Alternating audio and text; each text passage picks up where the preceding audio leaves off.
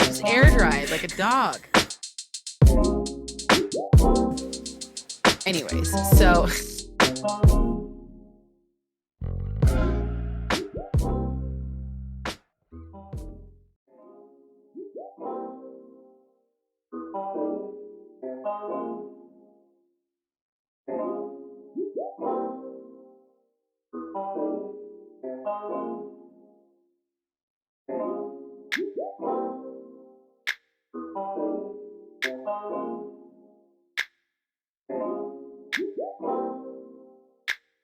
what's he doing with all the water?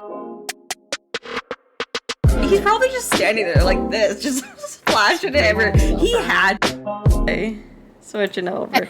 Hey, what a Wednesday. Hey, what a Wednesday. Like, we were just talking because we were going to start, and then, like, wait, I didn't open up, like, any of, like, the windows, like, Internet Explorer, no Chrome.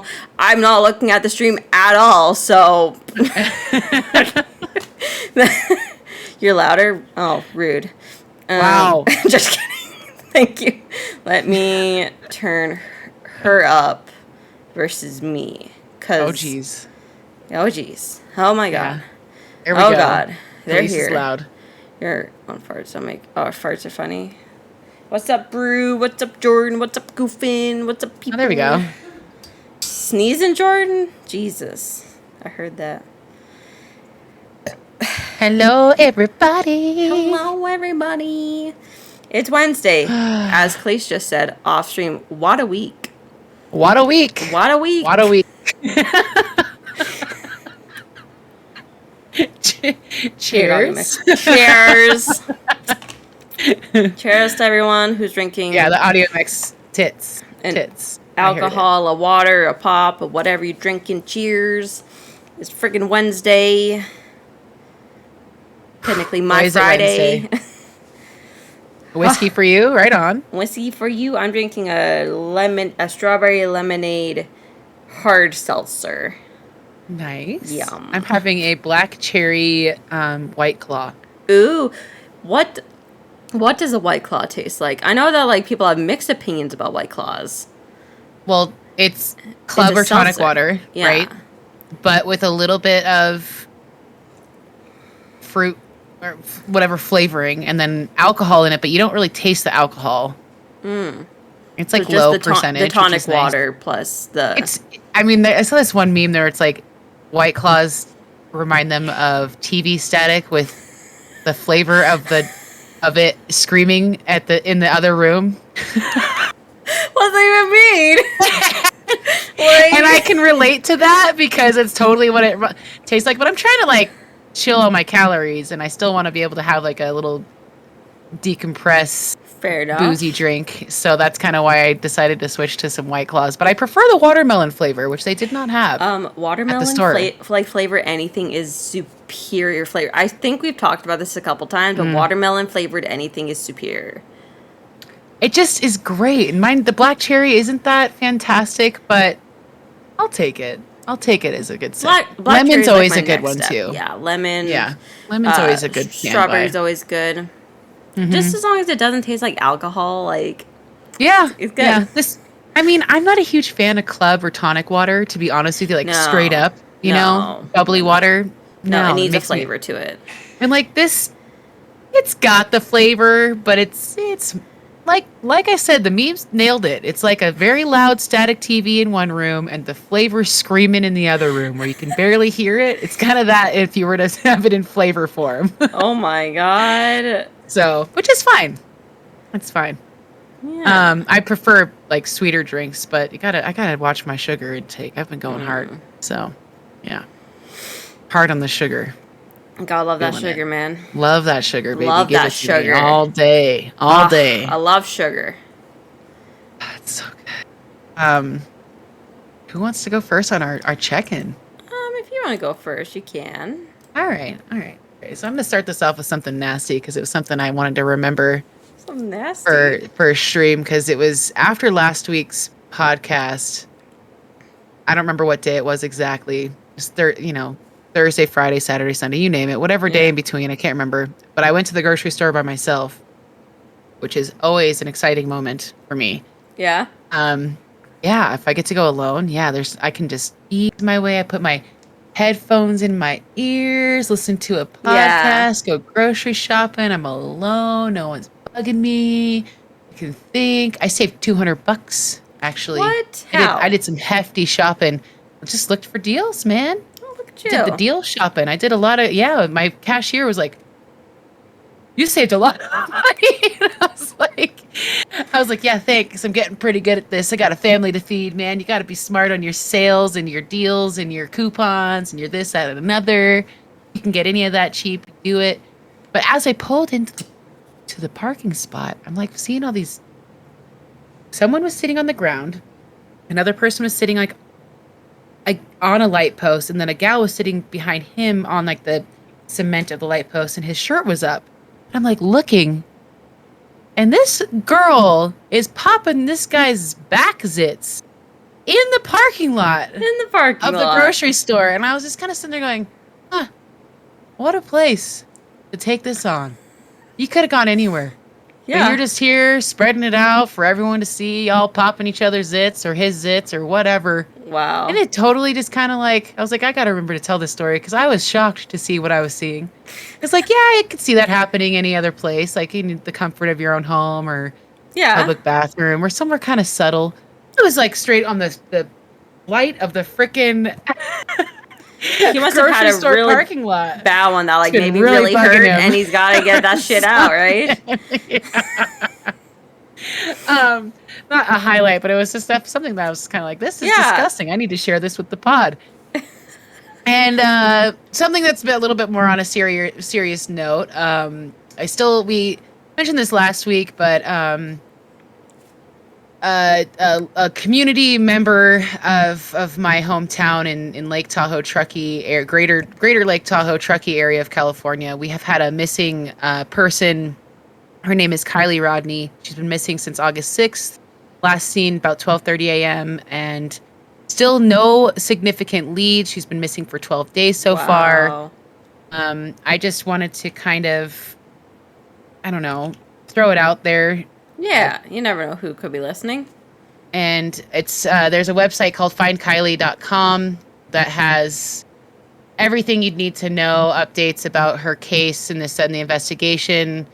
And I just want to spread the word through our podcast. Even though we're a teeny tiny little podcast, I think I'd like to spread the wings in case she is alive and well and able to be contacted. At this point now, with this many days, it's, you kind of have to put your mind in another space that could be a little bit difficult to swallow for a lot of people that are close to her. So I just wanted to throw that little tidbit out there. I'm thinking of her family and her well-being, and I'm just hoping for positive outcome. Yeah. Fucking can't even believe it. But, background a little bit on that was a bunch of high schoolers and young adults were having a party out in the woods, and she was on her way home. She was ready to go home, and she went missing on her path going home. There's no way the way the landscape is, her car isn't in water. They've had a lot of investigations going on and dive teams and stuff. So there's that. But on a lighter note, we got to see a band that we had found during the pandemic on YouTube named the Delvin Lamar Organ Trio. And if anyone's interested in listening to some of that, I'll put it in the chat as well. I put their YouTube in there. Nice. And that was a lot of fun. Bringing the kids to the concerts have been great, and that's the name of their band. And yeah, it was worth it. It was a lot of fun, and not a lot to back that story up beyond. Saw some live music of a band that we had really enjoyed as a family and got to see them live, and that was a blast. And that was actually when we were talking on Monday. There's some pictures on my personal Facebook, which I'm not going to share with y'all. I love y'all, but not doing it. I'm kind of private to an extent with who I bring on my FB. But there was a picture of John really grumpy getting his face painted. That's still my favorite picture. That was the history of that one. I love that picture of him. He's just I might share that eventually. He's like Discord, you can just tell he's not happy with it. He's looking at me taking the picture like, how the fuck could you let this guy touch my face like this? Yeah, it's so funny. Oh man, so good. Make it stop. And the funniest thing is that's all that like it's not like he did an extravagant lion whale face. Or butterfly or something. Or he just Spider-Man. did like little lines that almost like were prismatic lines, like he had like lights coming out of his eyes. It was a nice job, I will say that. Yeah, cute. Like it's really cute. Like I would totally get that. Yeah. And I just asked the guy to paint something cool on his face. I didn't say anything specific. I don't even know if he was personally professional. I think he was just someone that was just walking around putting colors on people's faces because it was music. Very Burning Man. Very Burning Man style. Yes. Which I don't never been to Burning Man, but I've seen enough and know enough of those types of people because we're like a corridor hub here through Tahoe where that's all going to start kicking in here soon. Burning Man's at the end of August, I think. So. Where is Burning Man again?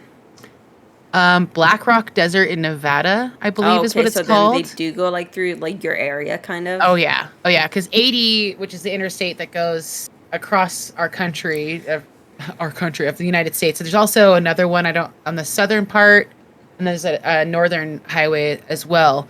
It's the interstate that goes pretty much through the center of America. And that's one of the way. And I've never been to Black Rock Desert, so I really don't know how you get there.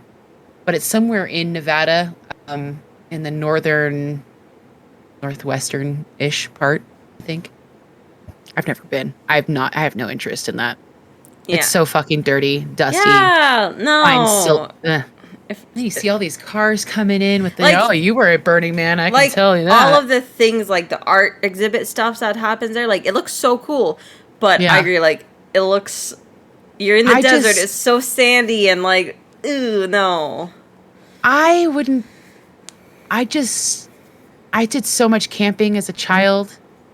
And that kind of camping is just not up my alley. Yeah. And there's just a lot of, which I've lived my life in this fashion. I've partied hard like a lot of these people. Not everyone's there to party, but it's that weird discomfort when you see too many high people and they don't know their own reality that you're just like, I'm not really here for that. Like that kind of, Yeah. Like, are you high or are you just normal and eccentric? Like, I don't really understand. Like, speaking of, like, the like, music festivals and stuff like that, Jordan and I watched the documentary series on Netflix about Woodstock. I was just watching that last night. On 99. It's wild. It's wild. It's so good. I got through the first episode last night. Oh, we binged the shit out of it. Like, we watched it, like, finished it, like, as soon as we started. It was... just like your dad, I pass out to things, so I'm lucky I got through the first episode at night. It's so good, but you can feel, like, the tension starting in the show. Like, but also, like, with the music lineup that they chose, like... What the fuck did you think was going to happen? They're all such aggressive bands. Rage Against the Machines? Like how do you expect not people... the whole lineup would just mostly just aggressive. Like, I don't want to, like, be like, it's the music, man, but the music creates the mood, and you brought in a bunch of hateful, angry groups, I felt. Yeah, and that... not to bring anyone from that generation down, but that was definitely... Yeah. I know a lot of those people, that type of people. Yeah. So, yeah. It's just, like, once you finish it, we gotta, like, talk about it, like, on the podcast. Oh, I'm so down. Because because we originally last month or whatever, we watched, like, a docuseries that originally the first series of it was they took, like, famous movies that were made and kind of the history of how they were made. Like, what's the story of they got, like, from point A to, like, getting the script to all of the drama that happened, and then they got the movie. And, like, they talk about the music in the movie and, like, all that kind of stuff. But then they made, like, a second series where they did it with, like, music, essentially. Okay. Different famous things. Like, one episode is, like, talking about, like, Boys to Men and what happened to them and blah, blah, blah. And, one of the episodes was about, like, music festivals. And, of course, they talk about Woodstock and the other festivals, and then Woodstock 99, and then all of a sudden this Woodstock '99 docuseries alone came out, and we're like, oh, let's watch this because we saw like a snippet of that. Yeah. And it's just, if you have a chance, definitely watch it. It's wild. Man, I didn't realize. Let me just put it that way. I didn't realize that was even. I don't think I paid attention. I honestly didn't even realize that until I recently started hearing about it. I did not even know that there was a Woodstock 99 until probably a couple weeks ago, because it wasn't. Yeah. I didn't pay attention to that at all, and I was like, whoa. I think I was Jordan 11, so I wouldn't have really paid it. attention to that. So I get it, but yeah, and I would have been and 6. I would have been 6. So yeah, I don't fucking know what happened. Like you really wouldn't have noticed or paid attention to that, and I had no idea, nor did I really hear about it until recently when it really has popped up. Woodstock only 60, 70. It happened once in the 70s or 60s. It was a one-time event thing, and then they tried to redo it in in 99 or whatever, or the 90s. And 69 was the first one. Yeah, 69 was the first and only one. Mm-hmm. And then they tried to do it again, and it just did the total opposite of what the original did. Because the original was peace and love, and everyone having a good time, and everyone's each other's best friends, and this one's burn it to the ground. The generation of the second one in 99, that was hefty, very expressive, very rowdy music. And I'm not saying it's just the music, but I agree that it was music influenced it big time. And also, if you think about it, I've come to over the last little while, the 90s was very male dominated. The 90s is a very male, ooh, I'm a man type of, I'll fuck you up because I'm a man. I've come to realize, watching stuff, that's a very, of course, men, rule the world still, but they were very aggressive in the 90s. They had a lot of anger towards something, and they brought in a bunch of... Fuck the system. And, they brought in a bunch of, aggressive bands, and if you watch it, you're just how, in episode 1, there's a guy that said, he brought up, the bands you're bringing in aren't peace and love and this and that. And since he was younger and part of the crew, the crew he's new, they're shut up, kid, pretty much. You don't know. And he literally warned them that, hey, your music choices aren't gonna keep people mellow. Yeah. Seriously, it's a wild documentary series, and it was so good. So good. I mean, DMX, Limp Bizkit, Korn, Red Hot Chili Peppers, Alanis Morissette, the Red Hot Chili Peppers, Metallica. I don't think you've gotten there because you're at episode 1. But when they get to the Red Hot Chili Peppers, I don't know the band member's name, but apparently one of the members is known for playing completely nude, and he played the whole set. Everyone was naked, dick out. One thing I saw that first he was episode. Completely from head to toe. He played the whole set naked. And people were getting naked also, and it was just wild times. Oh my god, I so am watching the next episode tonight. One in yeah, it's a because there's only 3, I think, because it only happened for each episode covers each day, so there's only three of them. Which Jordan and I were the whole time we're are they gonna make it to the 3rd day? And shockingly, they made it the whole 3 days. On episode 2, we're are they gonna shut down on episode 2? And no, they get to the 3rd day, but the 3rd day's complete bombshell. And they do it at a U.S. Air Force for the base. That was problem number 1. Too much space. Not just too much space. There was no grass. It was all on cement and asphalt in hot weather. Oh, no. With no shade, no trees. And they were taking all their water bottles away, and they were overcharging people. Yeah. This one chick's you could get a bottle of water for 69 cents or something, she said, I feel like. They were selling bottles of water, taking your bottle away when you walked in, and making you buy their $4 bottle of water. By the third day, the water was $12.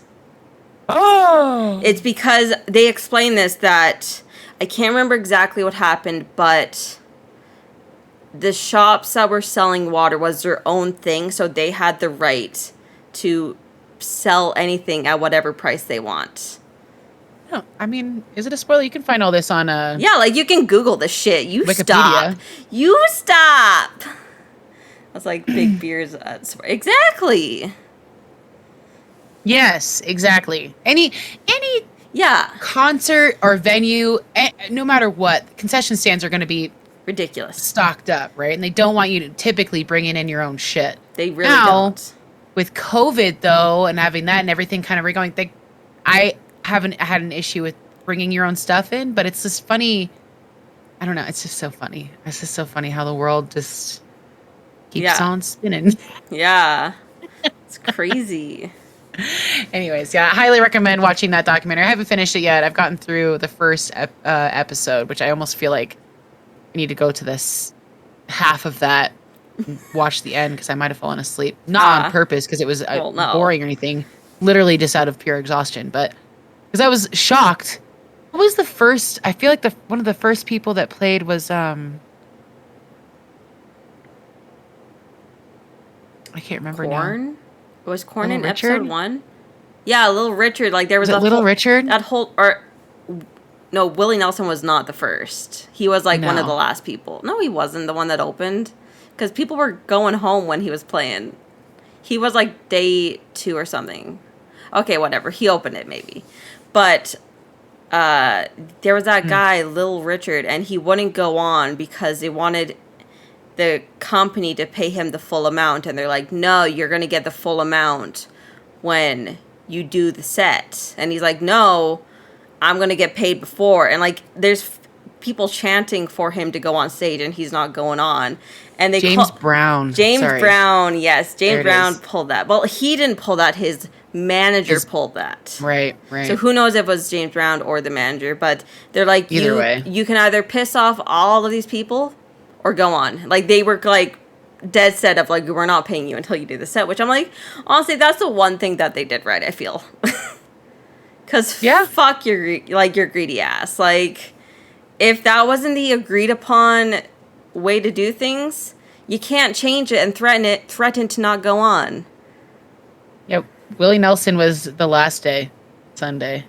Yeah, because I remember that I thought to myself, wouldn't he like feel bad because like a lot of people are like essentially leaving whilst you're doing your set? Like, wouldn't you be like, ah, everyone? You just got it. The show must go on. You know, unfortunately, whether you're playing for one person or 400,000, like hurt his ego. It's Willie Nelson, man. You can't hurt that guy's ego. It's fucking too big to even pay attention to what's going on out there. He's just whipping his guitar. You know what I mean? Yeah. He's a major stoner. Great. Yeah. Documentary series. I just checked out the event schedule on Wikipedia of that Woodstock 99, and holy crap, the amount of bands that were there. They had a lot of bands. Oh my gosh, I didn't realize. They had Jewel. I remember that. And no wonder by Saturday shit. Yeah, Jewel. Saturday, their first. I mean, we're one of the first. The East stage. I'll just put it that way because there's East and West stages. On the East stage, they had. I don't know who the Tragically Hip are. They had Kid Rock. Tragically Hip is a Canadian band, and they're like okay. A rock band? They're iconic here. Okay. Like they're like, I don't know what they would be the equivalent for. I might know if I heard a song. I'm terrible with this kind of stuff. Just some bands are, in my brain. Like I remember, like I don't know who died like the last few years. The lead singer I think died from like the Tragically Hip, and Canada was like in mourning. Like all of Canada was in mourning. Like I personally, in my generation, I probably know some of their songs if I heard them, but I can't name one like off the top of my head. But I know that people love the Tragically Hip. Like, do they really? They go from the Tragically Hip, Kid Rock, Wyclef Jean, and Counting Crows, and then switch the mood all the way to Dave Matthews Band, which I can't stand, and then Alanis Morissette, which I'm meh about, and then hop it up to Limp Bizkit, Rage Against the Machine, and Metallica after that. Crazy. No wonder people are just like on a roller coaster ride. Yeah, and like they're all hopped up on drugs too. Oh, and those were the hefty, rowdy times. Like they were on big time. Like everyone was fucked up. So it's not just like LSD and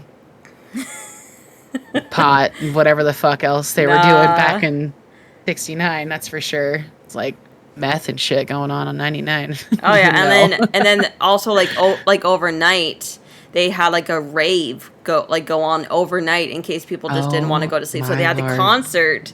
The concert wraps up, and then the people that want to do the rave go to the rave, which is in like this like plane hangar thing, and yeah. Yeah, it was a lot of rave action back then with like ecstasy and drugs like that just keep you going, you know? Oh my gosh. Wow. Yeah. Anyways, recommend watch that shit. So good. So good. Like I need to still finish it, but still watch that shit. Yeah. So recently, I've been listening to this awesome podcast. It's called Pod Meets World, and I don't know if you know the show Boy Meets World. Mm-hmm. Totally. It's hosted by the people that play Topanga, Sean, and Love Topanga. Eric. Okay. And it's great. Like I'm a huge Boy Meets World fan. I love I can watch Boy Meets World any day, anytime. I love Boy Meets World, and they're going and I'm watching every episode of the show, and each one they're starting at the beginning, and I'm on like episode 5 now, and they're talking about the episode and like stuff do you like remember that. This and like reflecting on it a bit? Oh, that's so cool. It's so cool. Such a great show growing up on. I loved that show. I can't remember a lot of it because it's been years since I've watched it, to be honest with you. Yeah. I just distinctly remember the values of the characters, not necessarily each episode. You know what I mean? I would love to watch that again. That would. Do you know if it's on a streaming? It's on Disney. Oh, it's on Disney. I was going to say I assumed it was on Disney. I believe it's on Disney. It was a Disney. Yeah. Well, yeah, it's a Disney show, right? ABC show. Okay. Yeah.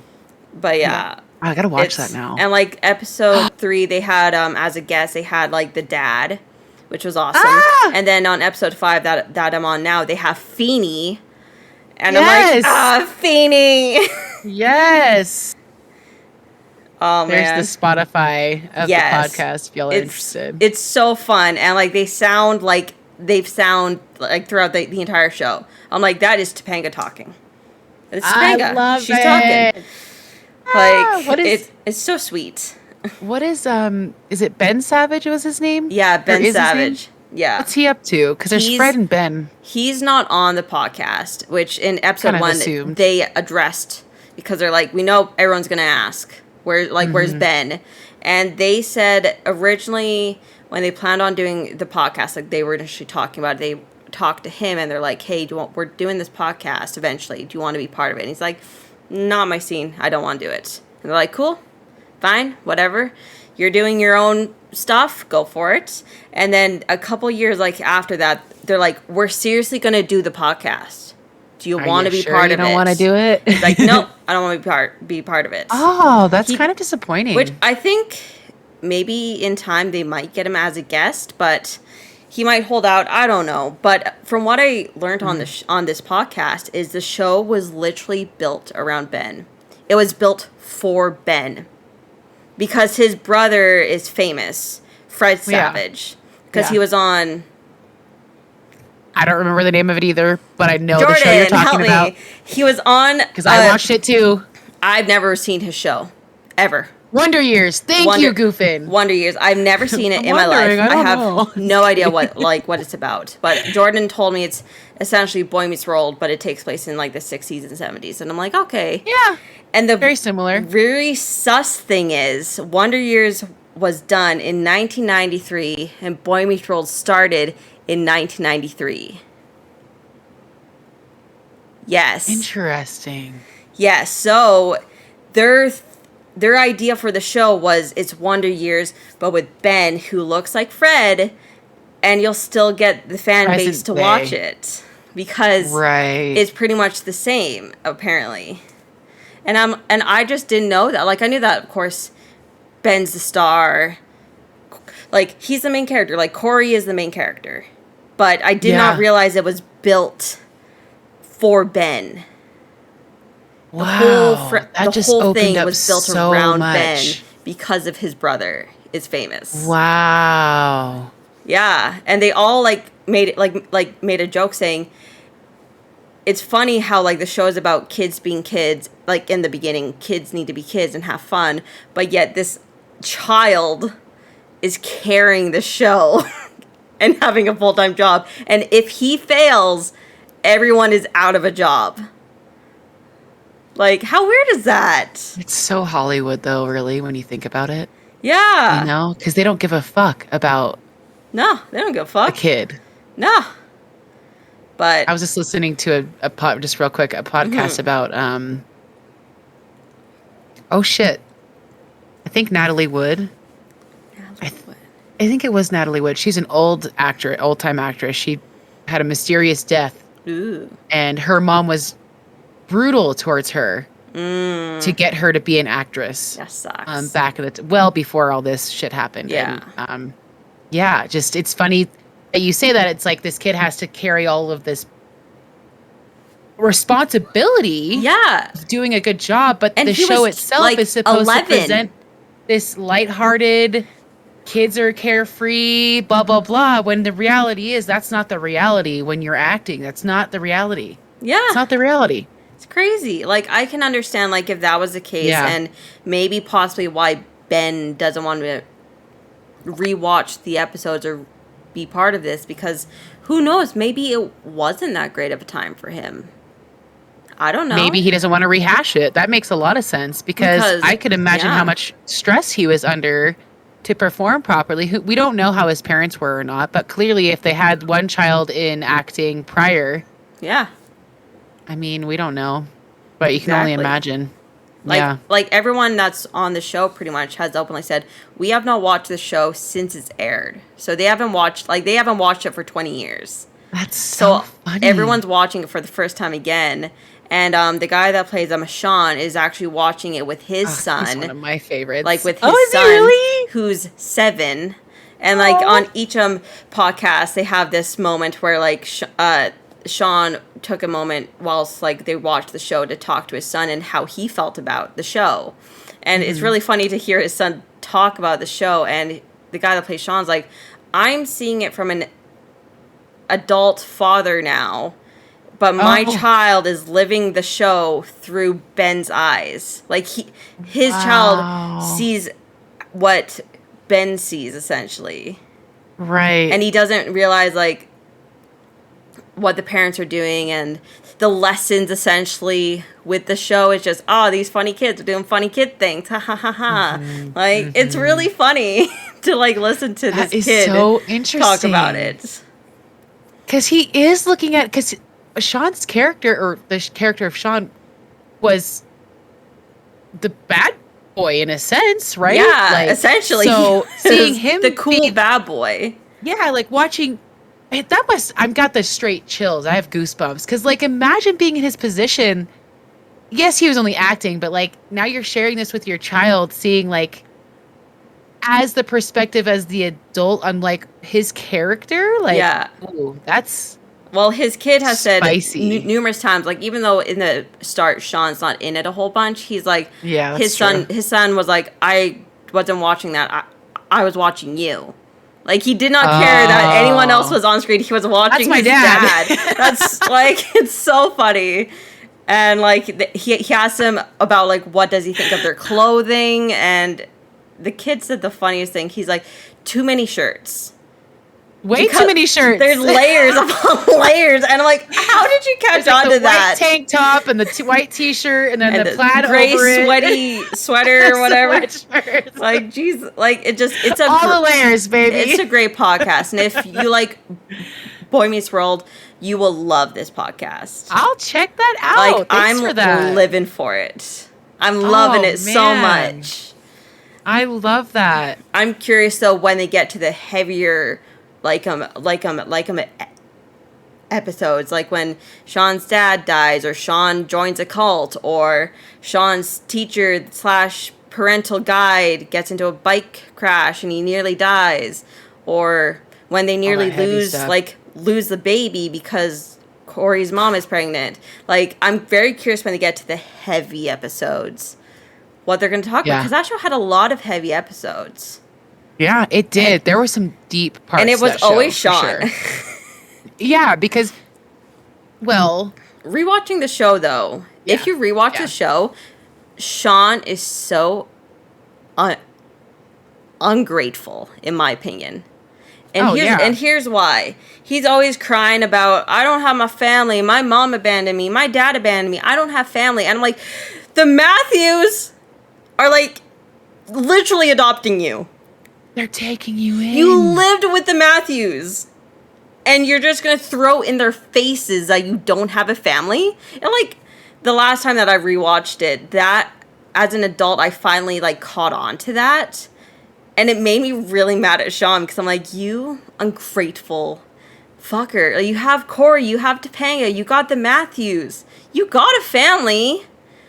And that's really telling with present day how important some type of guidance would have been for him to recognize that. Yeah. Because he didn't have that then. It wasn't normal to have therapy or talk about what you're feeling beyond just anger. Yeah. Like, or finding out solutions to change your thought process a little bit of like, but I do have these things I'm saying I don't have. Yeah. But to be fair, he was dealing with anger because he didn't have those things, because yes, as he was being taken in under the wing by that family, it still made him angry that he didn't have his family. I agree, right? But like when he would say it to their faces, I'm like, that hurts. You literally just, like, the show never played that out because that wasn't a thing back in the 90s, essentially. Yeah. But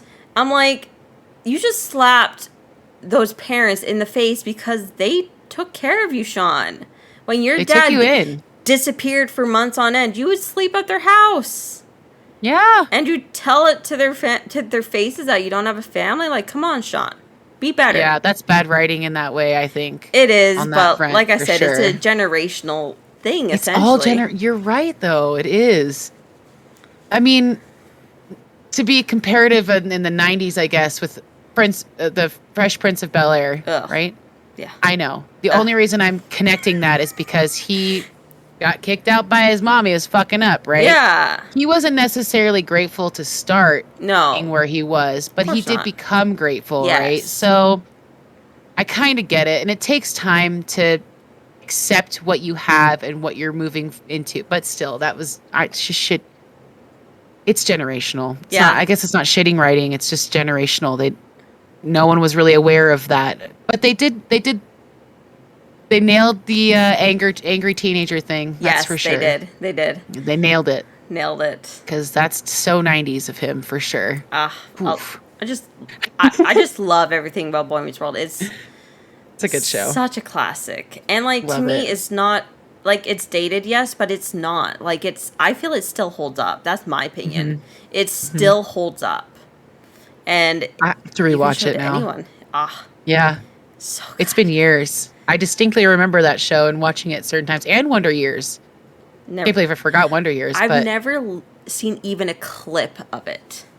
Just the hair of the brother. I should probably look it up. It's like a straight mullet, dude. It's so good. But I mean, it's so true. Now that you say that, it is Boy Meets World is definitely not. I won't call it a spin-off. No. But redo, maybe, or like a reboot, like somewhat. Maybe remaster, or just a current generation of what was. Yeah, I guess. Yeah.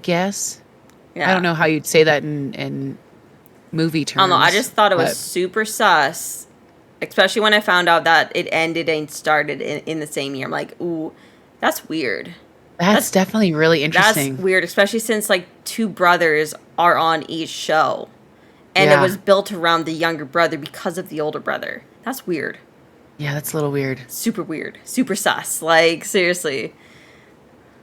So, anytime I think of Fred Savage at this point now, because I remember him in Wonder Years, but it's always going to trail back to Austin Powers with with Mole. That's Fred Savage. I always forget that's Fred Savage every single time, and then I see him. I'm like, oh, how about that's you? Princess Bride for you? Fred Savage is in Princess Bride? Yeah, because he's that kid that's sick and his grandfather's telling the story. Oh my gosh, duh. Yeah. He was such a cute little kid. But he's in a lot of trouble. Is he? What'd he do? Well, for instance, like you heard anything about Fred Savage. Well, first of all, the show initially ended because there was like assault, like allegations against him and another person on the show. I don't know who the hell anybody is, but someone in the show. Okay. And then apparently they were going to reboot the Wonder Years, and they were in works of doing it. And then apparently Fred Savage is just a big old asshole to like chicks and women. Like, he doesn't like women, and he's a real asshole. And he got fired. They fired him from the reboot of Wonder Years or whatever the story is. Wow. And I'm like, well, don't be a dickhead. In 1993, Savage, then 16 as Wonder Years co-star Jason Hervey, were accused of sexual harassment in a lawsuit filed by the show's former costume designer. Crazy, Monique right? Long alleged the young actors verbally and physically harassed her daily with her complaints over the behavior ignored by the show staff. The lawsuit was also settled out of court. Actress Allie Mills, who played Arnold family matriarch Norma on the show, called those allegations against Savage completely ridiculous in a 2018 interview with Yahoo Entertainment, claiming the lawsuit prompted the Wonder Years cancellation after 6 seasons. But I just thought this was a joke. If he's in trouble now, how untrue are those allegations? Like, how unruly was he? I mean, this is wild. So basically, he was 16 with his co-star. 16, damn. Yeah, that was 16 when the costume designer expressed that they were verbally and physically harassing her daily. That's fucking rowdy. Crazy. I'm not surprised, though, at that time because, like, you can't get away with that shit now. No. You could get away from it at that time, yeah. You could obviously get away with it then to an extent. Yeah. Tons of people got away with it. Obviously not, because his show got canceled for all that shit, essentially. Yeah. But then they rebooted it with Boy Meets World to cover it up, maybe. Who knows? Well, here, let's just put his kid brother in there. Yeah. No offense, Ben, but he's not nearly as cute as freaking Fred, but... I have no idea.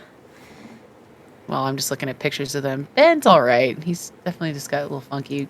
I see why Fred Savage was a child star. Yeah. He's a cute little kid. Yeah. For sure. Wow. Yeah. My mind is blown on that right now. I had no idea. You know what I'm saying, Brew? So good. Just lolling at me. I mean, honestly, though. What? Yeah. Oh, man. Because you don't really see Ben Savage doing anything anymore acting-wise, right? I mean, I haven't seen him do I have no shit. idea, like, what he's busy doing that he couldn't be on this, like, podcast. But apparently he's busy doing, like, TV movies now, apparently.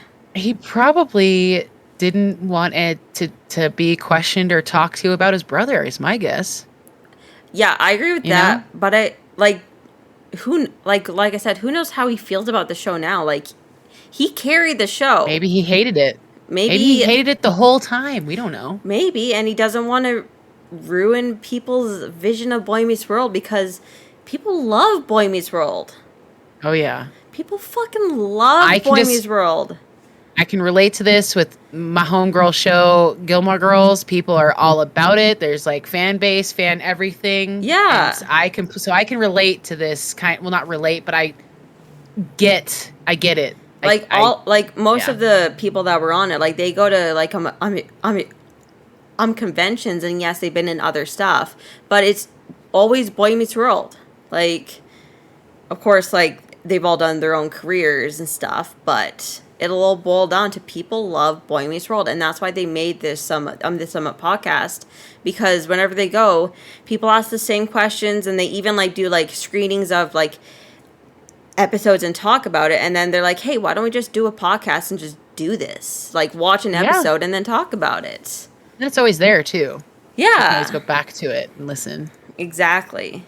It's like tits, in my opinion. I love it. It's like my favorite thing right now. Well, I'm definitely going to hop on that podcast train, because that's a show I'd love to listen to, for sure. Yes. For sure. Similar thing with Gilmore Girls. It's called I Am All In podcast, and Luke, the diner owner, is the main person. They can't get the two main actresses, Lauren Graham and Alexis Bledel. They're not interested in anything. So it's kind of similar in that way with Ben Savage. And I don't know if they'll ever have them as guests or not. But you would hope so. Scott Patterson, who plays Luke Danes, he has never watched the show after acting in it. So he's watching it fresh. Aww. And then literally like the day of the podcast, and then reviews it with three of his... They're not even... not producers, but just people. I don't know what they fucking are, but they're just not even part of the show. They're just fans technically, but that's also kind of Hollywood sweet too. flow. That's sweet too. One person has never seen the show and is watching it organically, just like Scott. That's fun. And then two of them are diehard fans. So that's super fun. It's really cool to listen to, and it cracks me up because the actor that plays Luke, Scott, he just is so Luke in general, which if you understood the show, and he's just gruff, just kind of opinionated. He's so similar. You think you're listening to Luke. Yeah. And it's an actual person, But he just gets really into the whole, like, how the acting should be and stuff like that, which a lot of us are, like, that are fans are like, okay, we want to know how you felt when you were kissing Lauren or whatever, give us the deets. Come on. Something I did learn through that is that a lot of the background acting, they have to be... So let's pretend there's, like, a dance going on in the background. They're at a high school dance, okay, for example, and there's the two actors doing their thing. Everyone in the background has to, like, be as quiet as possible because of the way the sound and audio works, especially back then. They have to be, like, they can't be, like, actually stomping and dancing and blah, blah, blah. They have to be as light as possible on their feet. That's so awkward. I love it. Making no noise. I'm, like, sitting here listening to this going, and then I, like, watch the episode they're talking about. I'm like, oh, my God. You can never unsee it now. I never. And they talk about people, because there's a lot of food in that show, too. They're talking about people eating and this, that, and another, and, like... Yeah. There's like, we saw Bagel Lady again, and there's someone like literally creaming their bagel. I love that. I love it so much. It's so good. It's stuff like that. Great. I love it. I love the little details like that. So they're so silly. I love it. Yes, I'm so with you on that. It's so fucking good. Like speaking of food on shows, like they talked about, like, because a lot of like the kids scenes in the early years is that they're in school, but we see them mainly in the cafeteria.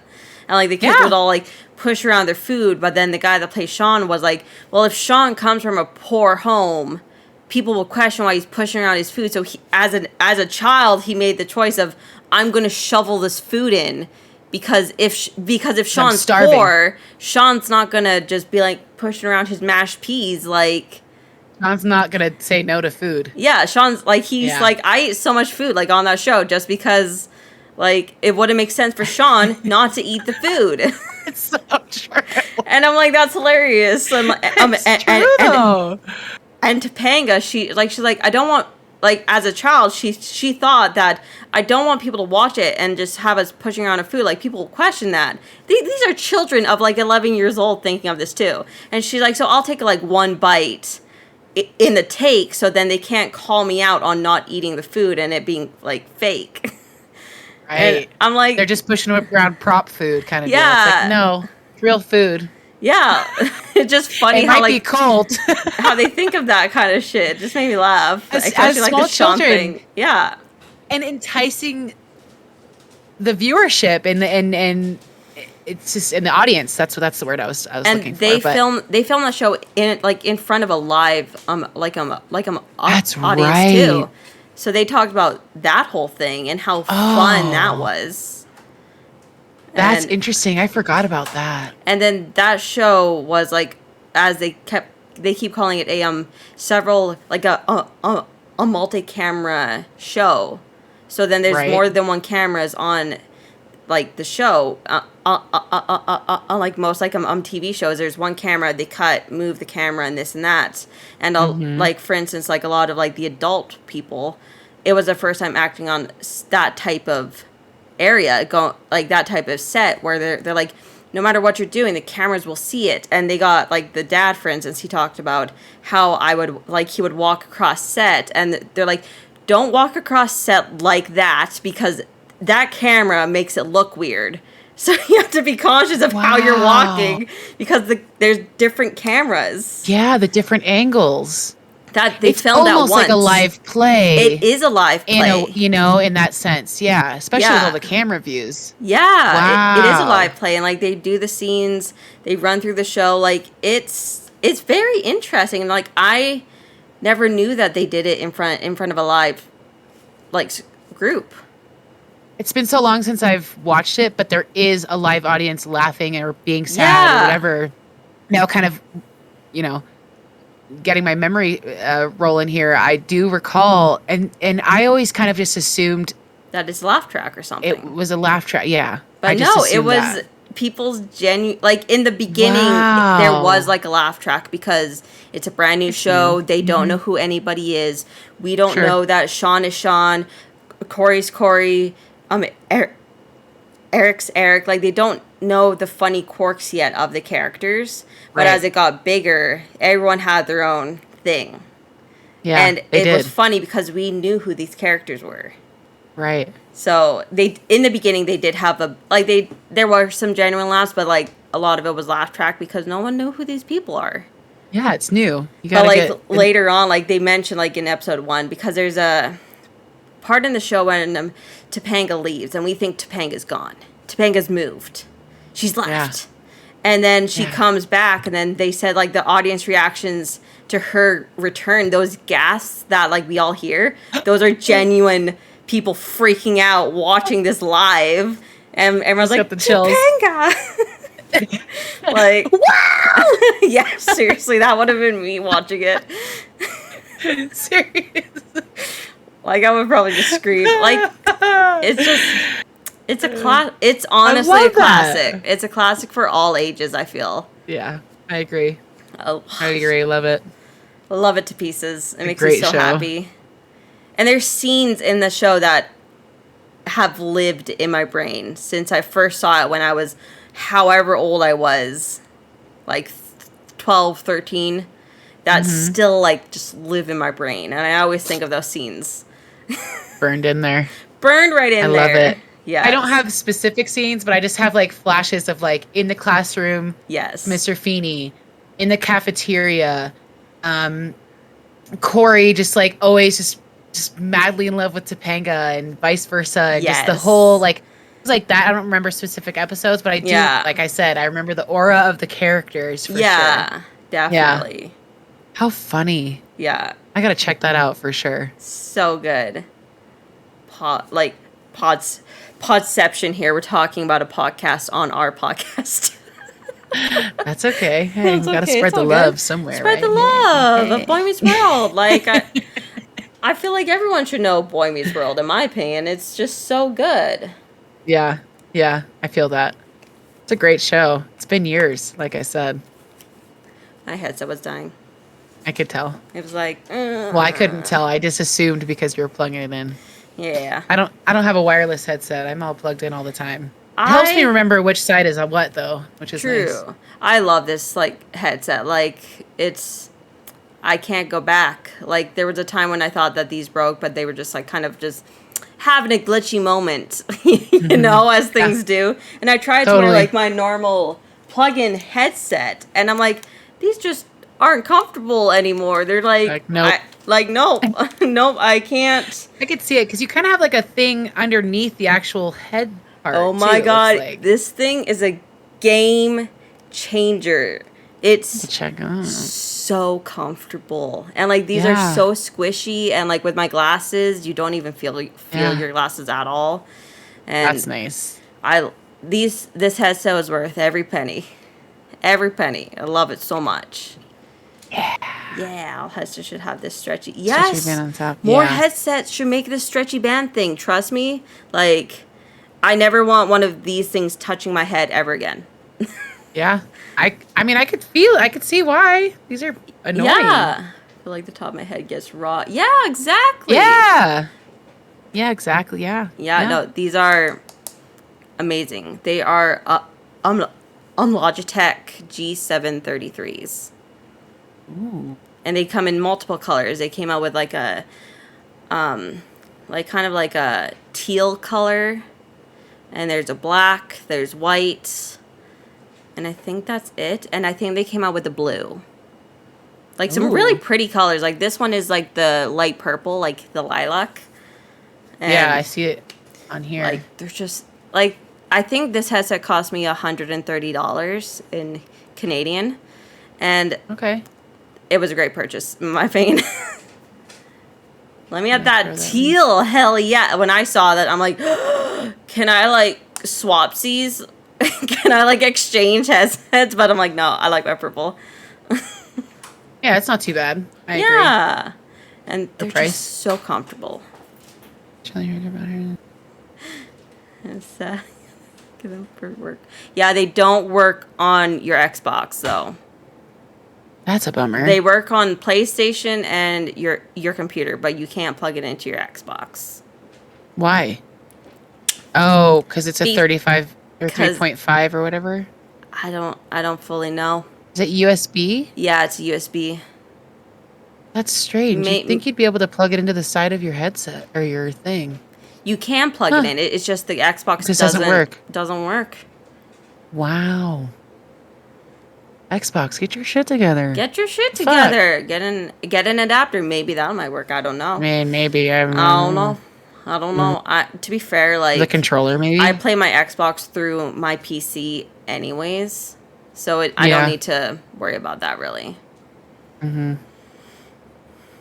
Same. Well, for the most part.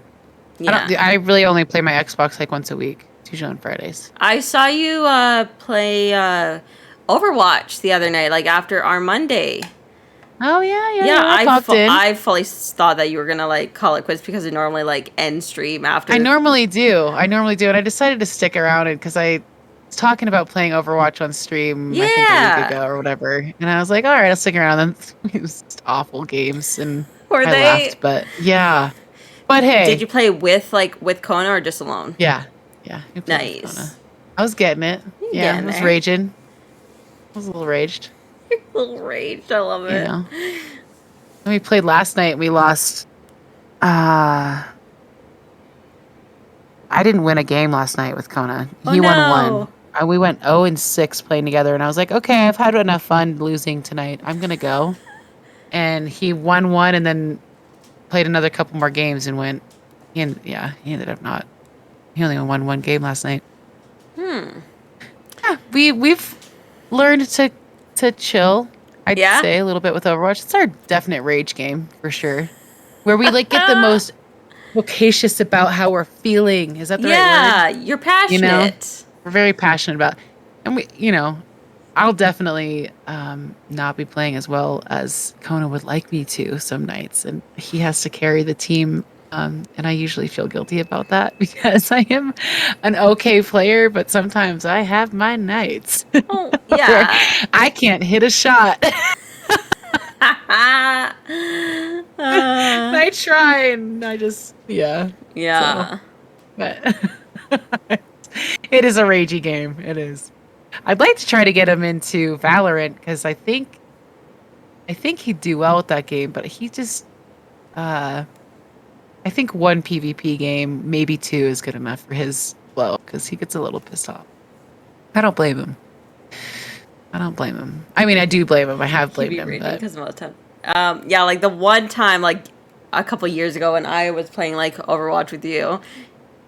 I could tell he was getting a little frustrated with me, but like he didn't want to like rage at me because I'm just poor little Chelly. Like, and I'm just a baby. He's learning and he's getting better. Yeah. Because I have to remind him that sometimes we're going to be playing with new Yeah. players, no matter what. Exactly. He gets pissed off when you don't know the game. But how are you supposed to learn the game? You have to play the game to learn the game. And if you're getting frustrated, how are they going to learn? How are they going to want to learn? Or want to learn? I mean, I know that's why I chose not to learn a lot of things, because I didn't want to get yelled at growing up. So, or told I was doing it wrong without showing me how to do it right patiently. Yes. So. Well, and normally he just, especially if we're playing with people that might be new, more than just him and I or whatever, he usually will either comment about what that person isn't doing right, not recognizing that we're playing with that person, or pretending like he doesn't know we're playing with that person, or he'll just get dead silent and just leave. That's what he did with me, I'm pretty sure. God, when we played. I am so embarrassed right now. What the fuck? You know?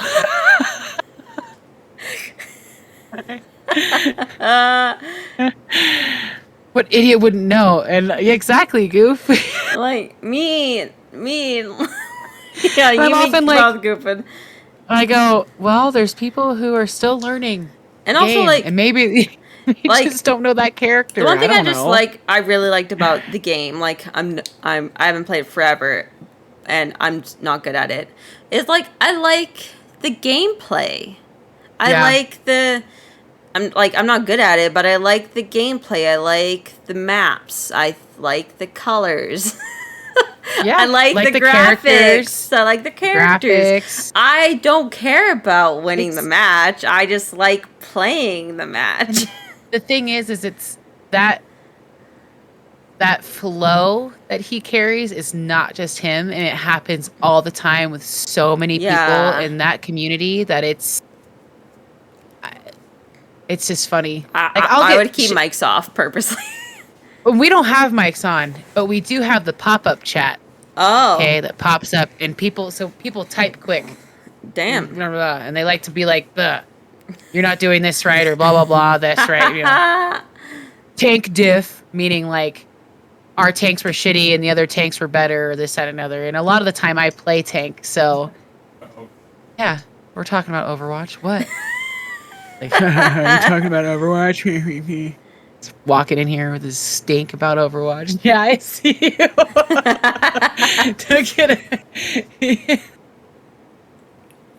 Get out of here. He doesn't have a shirt on. He's not allowed to come in camera. No, you can't come on camera. That's illegal. Yeah.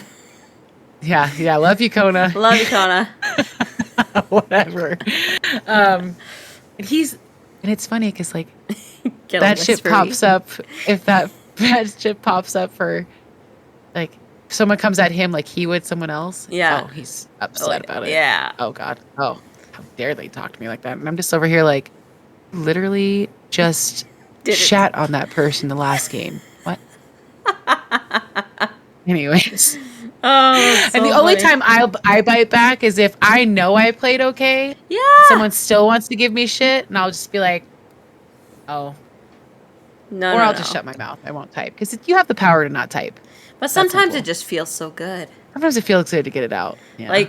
Like when I used to play Friday 13th. I feel like I was like in the prime of Friday 13th. I felt I was really good at that game. Yeah.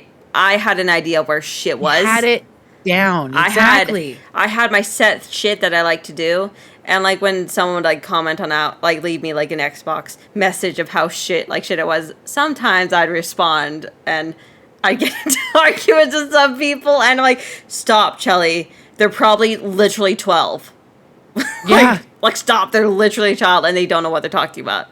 And they're just trying to troll you. They're trying to troll me. On top of that. Yeah. But like for the most part, Friday had mostly a pretty good community, I feel.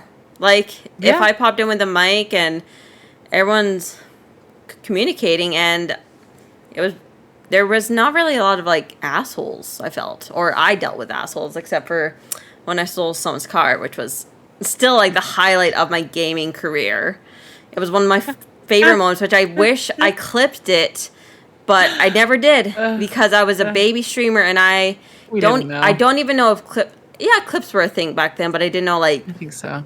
Really how to do them. Still like the highlight of my career when I stole someone's car in that game.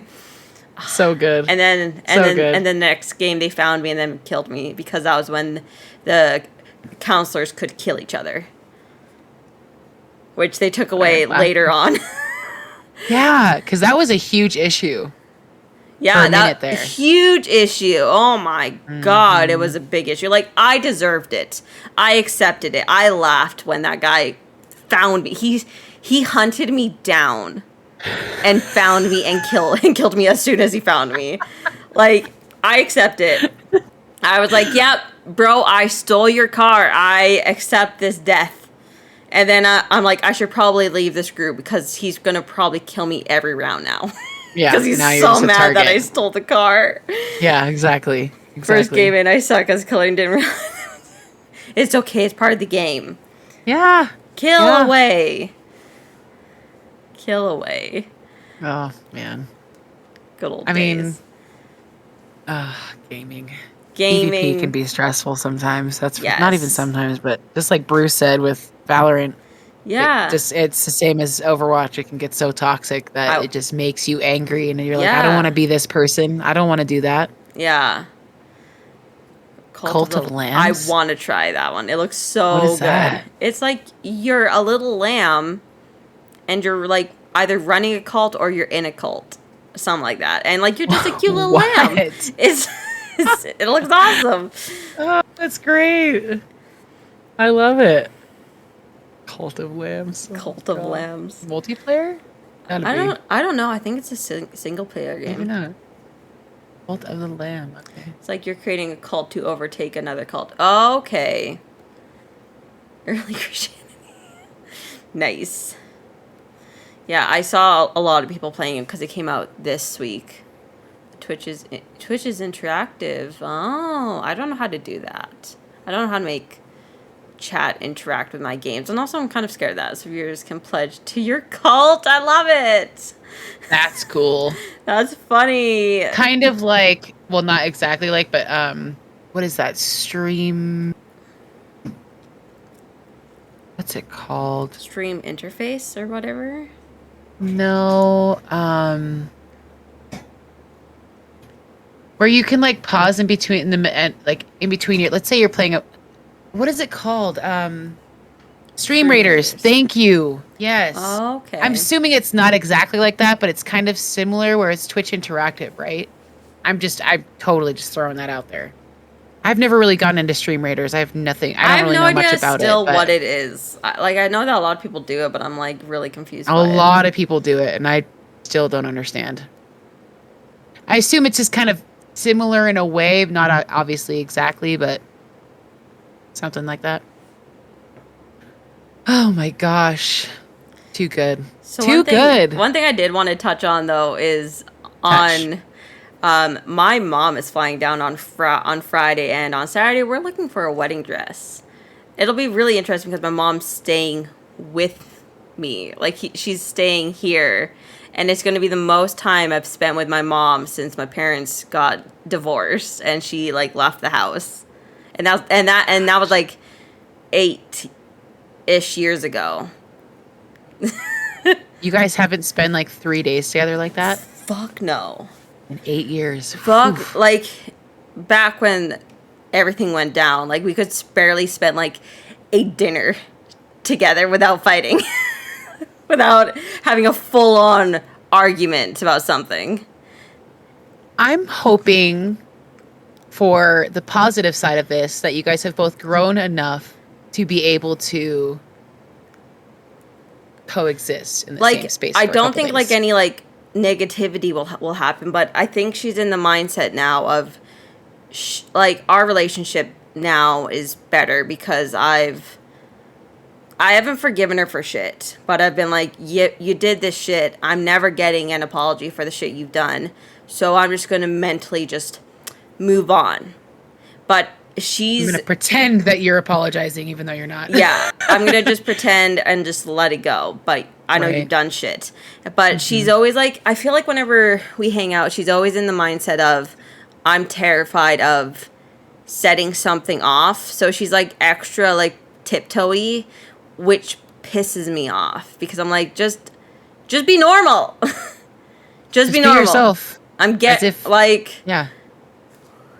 Like, just be freaking normal. But like, she's always like kind of like, oh, and like, I don't know. It's an awkward relationship kind of now because she'll remember things from like my childhood, but then she thinks that still applies to my adult life, like my likes and dislikes. And I'm like, yeah, I didn't like that when I was like literally 7, but I'm 29 now and like I'm cool with it now. But like she'll think that those things still apply, and I'm like, just spend time to learn who I am instead of assuming what you know, Open your mind, Mom. And I don't know if during this wedding dress search, if she's like, oh, you like that dress? How about we go try finding it online? I'm going to be like, we're not having this conversation for like the 100th and 50th time. She's been obsessed with me finding a dress online. She's obsessed. I just feel like you're probably going to get a better deal in person no matter what. I don't know. Understand the online obsession. Here's the reasons that I don't want to do online. I get that online will be cheaper. I totally get that. But maybe our wedding's in Mexico. I want to touch the dress. I want to like feel what fabric it's going to be. I want to know the weight of the fabric. There's tons of other things that I can't get from an online store, and what looks good on a skinny model might not look good on me. I totally relate to that. And she keeps asking me what style of dress I want, and I'm like, do you even know me? Do you know how hard it is for me to like make a concrete decision? It's very difficult. You kind of have a style that you were looking at, but it might have changed since I've talked to you last, where it was kind of like What is that, Jordan? Yeah, I'm curious. I didn't click it right away. Total recall. Open your mind. That's what I said about the moms. I know, but like, that's so creepy. What is it from? I don't know. Total recall, it said. Total recall. But yeah, like... She's asked me like maybe like 20 times within this past month, like what type of dress I want. And I'm like, bro, I don't know. And she's like, well, like, have you looked at dresses like online? And I'm like, yeah, I've looked at dresses online for like the past 6 years. That still doesn't mean I know what I want. Because what if something that you're kind of, because you were mentioning kind of like a pants type suit dress, right? In a way. And Jordan's talked me out of that. Like, what if, let's say that you were still on that path. What if you ended up seeing something that was totally opposite in person, that was the right material, it felt good, it fit you nice. Like, what, you don't know what you're going to end up actually I don't know. And even if I find the dress, I'm still going to second guess everything, because that's what I do when I have to make a big decision like that. Like, this is a big decision, in my opinion. It's a really you, big of course. Decision. Yeah. Like, absolutely. the person that I work with, she's like, you should rent the dress. Which I'm like, that's an idea. But I don't know why, but I want to always have the dress. Which, like, some people could... Like, maybe down the road, maybe I'll get rid of it. But, like... I want to keep it. It's a special memento. I completely understand. And, like, I totally 100%. Get, like, renting a dress, too. Like, that's way cheaper. But, like, I'm not going super expensive here. It's just not nearly as personal. Yeah. I don't know. It's a special day. And then, like, we're going away, which means, like, we're going to be away for, like, a week. And normally, like, if you rent a dress or a tux, they want it back, like, within the next day or so. We're going to be gone for a whole week. And we might have to pay more because we're away for a whole week. I relate to Chelly when you have to we were just talking about this pre-podcast. When you ask me too much about what I prefer, yes, it's immediately going to stress me out because I don't even know what I like right now. I'm freaking out. Okay. Like I totally get that pressure and I totally get it. I remember this one situation in my head so clearly is that when I was a kid, my sister and I would come and visit I'm a goofin'. Like, this was, like, years back. Like, I don't know how old we were. And we were at Toys R Us. I remember this memory vividly in my brain. And there was, like, a wall of Digimon action figure toys. And then my sister picked the one that she wanted. And I was to pick the one that I wanted. And I could not decide between, like, these two Digimon toys.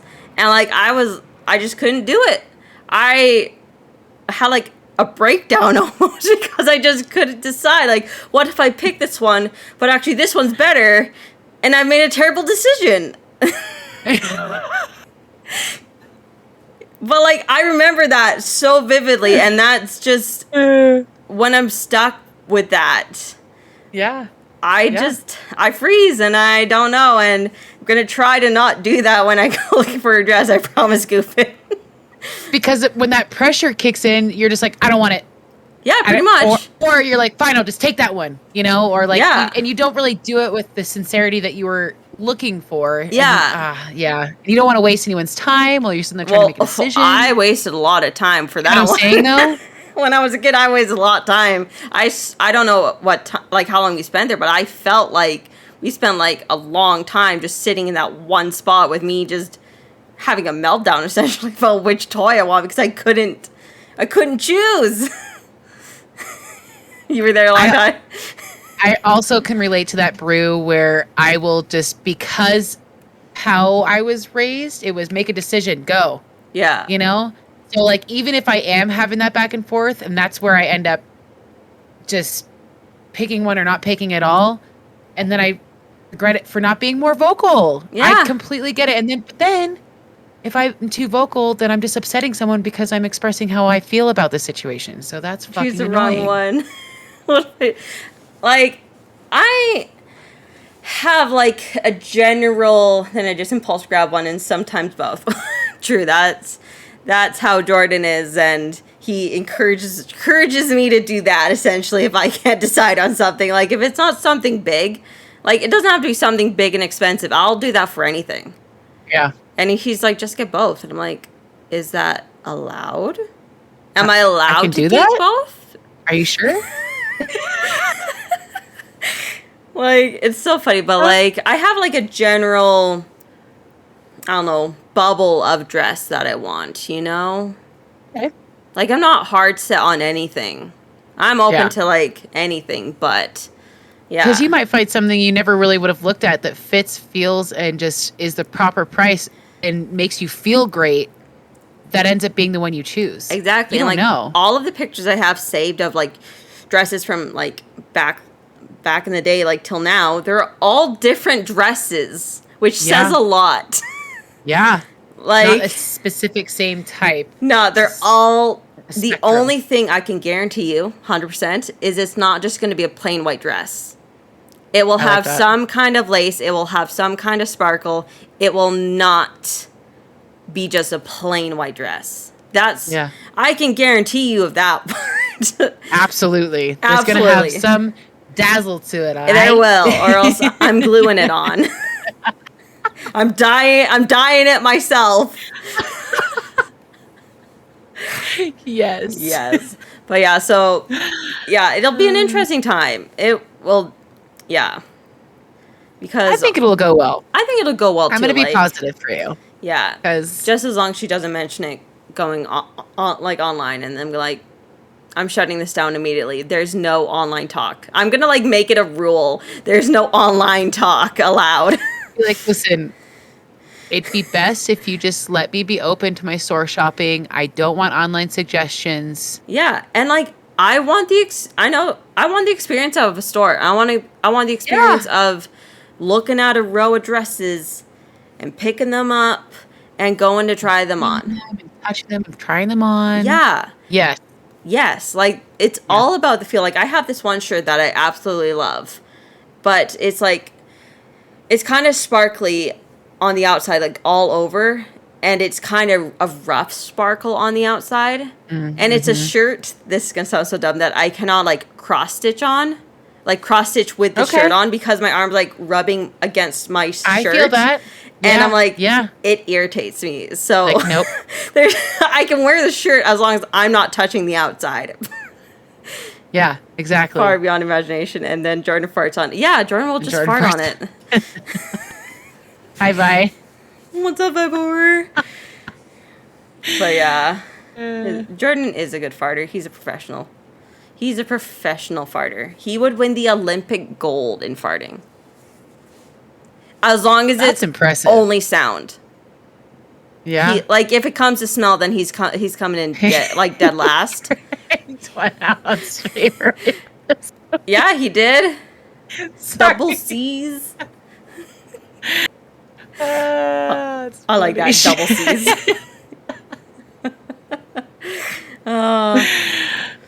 It's gonna go well. But it is. You know to expect a little bit, probably,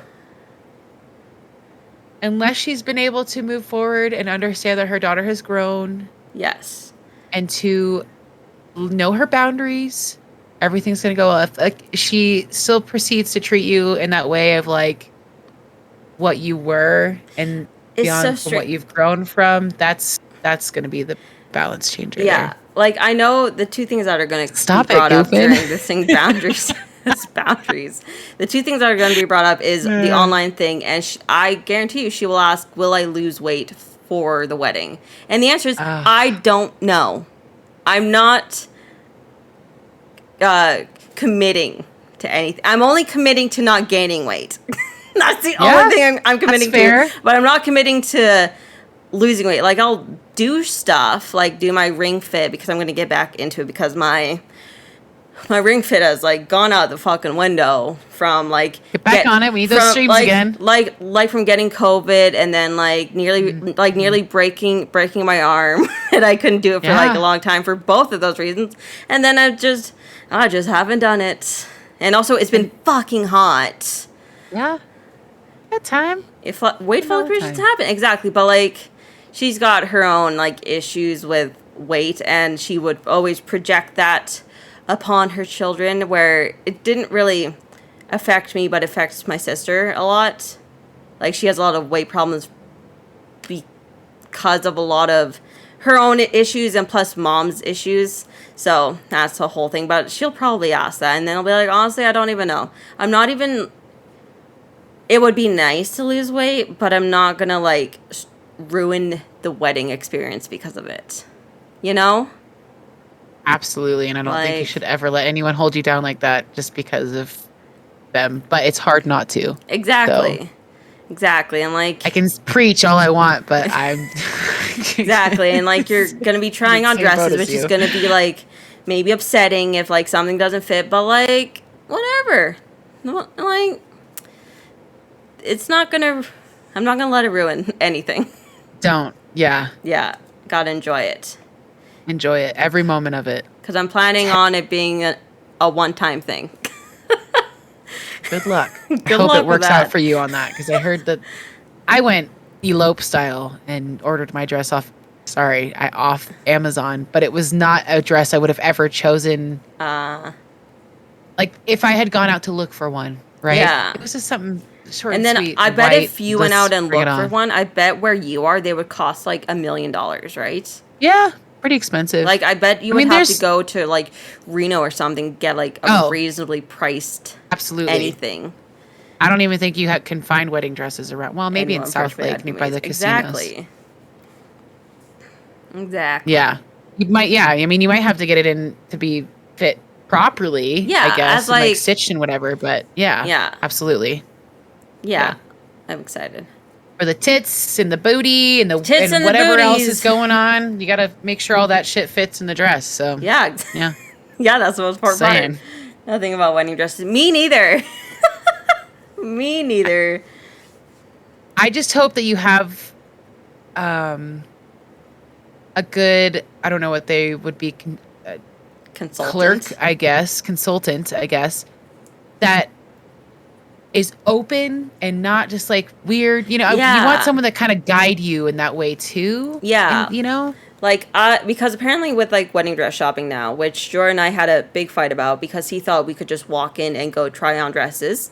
That's not the thing anymore. I don't know if that's, like, a new, like, COVID thing or, like, within the last, like, 8 years or so.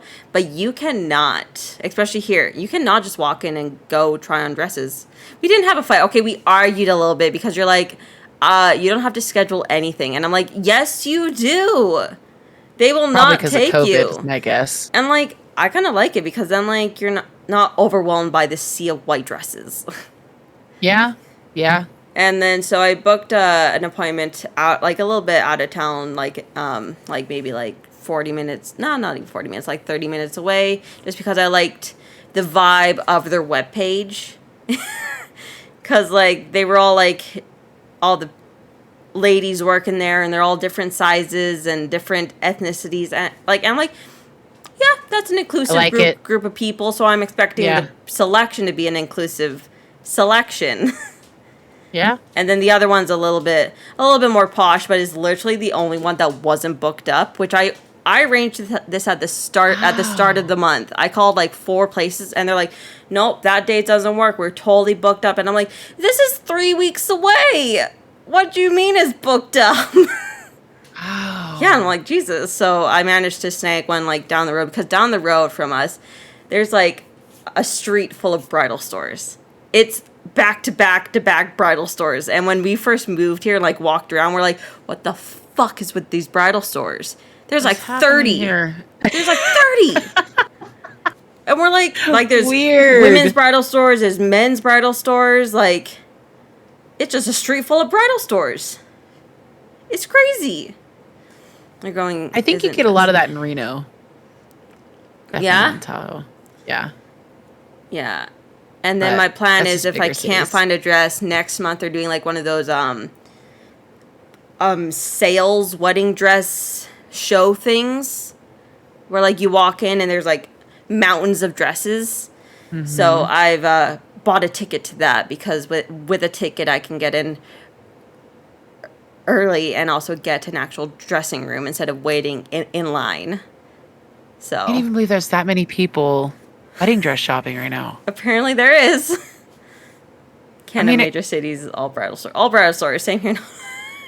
Yeah, you should have flown here. Brew? Fuck. Like, you should have, like, stayed here with us and gone bridal shopping, because there's literally 30 down the road for you to try dresses on. Wow. It's insane. It's crazy. Yeah, we don't have that many here either, Brew, where I'm at.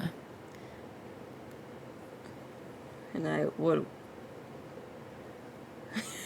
Gonna need a dress tonight. A store in a mall. Oh, nice. I literally ordered mine off Amazon, and it was dead winter, so I needed long sleeves, and it has pockets, so that's all that. Oh, there you go. It has pockets. Done deal. Pockets, man. Sold. In. It's got pockets, yo. It's got pockets. My wedding pictures has my kids' mittens in the pockets. Yeah. And then, and also you had that, like, fur shawl thing. Okay, so that was a mink shawl. That was my grandmother's. I loved it. Mom's like mom. the whole really cool look. Loved it all. Yeah. Thank you. Whipped it up real quick. But that's just, I don't know. This is how it worked. Yeah. Worked for us. It's fine. I'm kind of glad I didn't have a big wedding, because Kona's cousin's getting married in a couple of weeks in South Lake, and there's been a lot of drama surrounding that, where her sister-in-law, she has all these dresses for her niece and her sister-in-law. A couple, not all these dresses, but a couple, maybe just one. I don't even know. But long story short, they don't want to wear the dresses. Oh my. And they're throwing a fit about it. And I'm over here like, to me, that's such a dick move. Juicy. Like, just wear the fucking dress for one day. Rude. Like, just shut up and wear the dress for one day. I'm sorry. I just think that's fucked up. You can bite the bullet for a fucking day and just wear the dress you don't like. Yeah. That's just how I feel. I don't know. Like, for us, like, I like the new age idea of, like, there's no groomsmen, no bridesmaids. Like, we're not having any of that because, like, who the fuck is gonna be, like, our bridesmaids or groomsmen? Like, no. And, like, we don't want to add that extra pressure on people. And also, I don't like it. I don't like it either. I don't like it. I was like if we were to have like a conventional wedding here and we had like a huge group of friends and a bunch of family, I think I would still choose to not have bridesmaids or groomsmen because, you know, it just, I don't need to like, I don't want them to spend extra money on an expensive dress or outfit. And just, I don't know. I feel like that's a thing of the past. I agree. Super casual when like someone comes in with metallic t-shirt. You're not gonna see that with our wedding. Sorry. I mean, my mom was in her sweatpants. My dad's the only one that dressed up. So like, I'm not asking people wear suits at a beach. Okay. I get that. Don't come and like, I don't know. As I've told a couple of people, just don't dress like a redneck. I had redneck family written all over my wedding pictures. Holy fuck. And my fault. I didn't express anything. My dad had common sense. Yeah. To not wear a suit or anything, but look nice. Yeah. My mom literally wore a sweatshirt, and granted, it was like sunrise, so I don't really blame them. In the middle on January 1st, I don't blame them too much. I have a little bit of blame. Like, not seriously, it's like I try not to hold on to it. Wedding, bro. You could have put do something. A little effort, like put on like your put only on, kid put on some getting jeans, married maybe together. Like I have an older brother, but like he's never gonna get fucking married. I've been to plenty of weddings. I've been to a grand total of 3 now in my life. Goofin's. Oh my god. My friend's wedding, and Jordan's sister's wedding, and I could be wrong, but like I've only been to 3 weddings. 7. You've kept count of 78 weddings. Have you legit been to 78 weddings, Jordan? You're not. I've been to more funerals than I have weddings. I am always going to funerals. So. I've been to. I could see that by like 1 or 2 funerals that I remember. As Goofin told me, I went to a funeral as a child and we found a baby or a bird that died, and I literally have no recollection of this at all. So what a trip. Isn't that weird what you remember and don't remember? Jordan thinks it's super weird because I don't remember, like, I don't want to say I don't remember my childhood, but I don't remember a lot up to a certain point. Like, my very vivid memories of I know what was happening almost in my day-to-day life was when we moved to Vernon, which I was starting kindergarten. Okay. So before kindergarten, I have like vague memories of stuff. I completely relate to you. I don't have a lot of memories. But like Jordan can like recall this exact moment when he was like 3, and I'm like, I literally don't fucking know anything. Like, I have vague memories of when we lived in, like, Sioux Lookout, and our parents sent us to, like, a Catholic or Christian school because the other option was, like, a really run-down, not great school. So they sent us to one of those, to a Christian school, but we weren't brought up Catholic or Christian at all. Right. Like, none of it. And my sister and I had no friends because they were all like, oh, there's these heathens here that don't know shit about Jesus and the Bible. And we're like, yeah, we literally don't. And like, I remember sitting in school and the teacher's like talking about a Bible thing. And young pre-K me was like, what story are we reading? Like, what are you even talking about? Like, I literally had the same way. No idea what this teacher, this adult was talking about. And they're like, they just told me to basically shut up because you don't question. Don't question the Bible. Yeah. And I'm like, I literally don't know what you're talking about. Like, we aren't taught this at home. And we had this my doesn't sister happen had at no home. friends. Like in recess, we would just stand just the two of us outside because we had no friends, because we weren't part of this Christian Catholic clique. Yeah, I understand. Yeah, it was funny, but like other than that, like pre-K, I don't remember a lot, if anything. Just random snippets of memories in my mind, but I don't know how old I was, nothing. I have a specific memory of preschool, which would mean I was 3, 4, because that's the time for preschool here. I have a specific memory of the fire department coming in to teach us preschoolers to brush our teeth. Oh, that's not where I thought you were going to go. Why the fuck were they teaching us how to brush our teeth? I don't know. Good question. These firefighters are teaching us how to brush our teeth, even though I already knew how, but it was like this thing. I don't know. And I will never forget the one firefighter, because now he's like, I don't think he's captain, but he's up there. You know what I'm saying? In the ranks. So yeah, stop, drop, and roll, kids. This one's important. Brush side to side, up and down in circles. I will never forget that, ever. That's so We're weird. all brushing our teeth together. That's like the only specific memory of my preschool days that I recall. My mom has all the memories locked in there somehow of my distance in that time. She goes, "Oh, you remember when it was Dress Your Mom Day," which I'm totally not looking forward to. John's gonna have to pick my outfit one day at this school, because I went to this school. And like they have the same days. Like yeah, special vendors. still Really, yeah. wow. Oh yeah. And she's like, "Do you remember you had me pick the most ugly dress in my whole closet to wear?" And I'm just in my head going, "Wow, thanks. I obviously liked it." Like, what the fuck? Or it's not my did fault you pick had it in your out of spite? I was not that smart in that Okay. time of my life. You know what I'm saying? But John might be, because I told him the other day I don't like most pink colors. I'm not a huge pink person. And he was like, he asked me, I don't mind pink. I like specific shades of pink, specifically with like clothing that I wear, right? Like I wasn't a super pink kid growing up. I was more of a tomboy in that fashion. But he was asking me I asked him what my favorite color was, because I was like, is it friendship over? I mean, okay, let me be specific. I like this fuchsia pink of podcast. I like some pastels of pink. There's certain pinks that don't mesh with my flow. I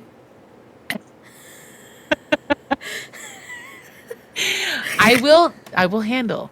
All right. But anyways, she has this whole story about how she puts blame on me every time with the story, because I picked out this ugly dress, and of course she had to sit down for a picture, and the chair fucking went into the dirt and she fell backwards. So all of that's my fault. And I'm just sitting here, well, not really, obviously, but she jokes about it as if it is my fault, and I'm like, Yeah, no. nah. I'm more of a bold colored person. I don't know. I like bold colors. But I'm different with my wardrobe. It depends. It literally depends. I don't know. Pretty open to most things, but I'm not the biggest pink. Pink is great for a lot of other people. Pink flows with a lot of people. I personally is not. Yeah, that's what I'm saying. Like, I don't mind this fuchsia pink. There's certain pinks that I don't mind. I'm not huge into a lot of pastel colors, to be honest. It's not. But then again, Really? It can work. I love pastels. Yeah. Like the type of clothing that I want to wear, like in my mind, versus what I have in my wardrobe is different.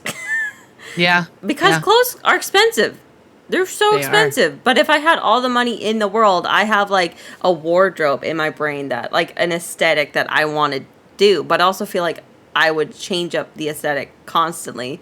But I want a cottagecore sweater girl with like a cute, like longish, I don't know, I just want to be a cottagecore person. That's what I want. That's what I want to be, a cottagecore person. I want to wear like mushroom patterned things and be cute. I want coveralls. But you know, like at Old Navy. Do you know how much coveralls cost?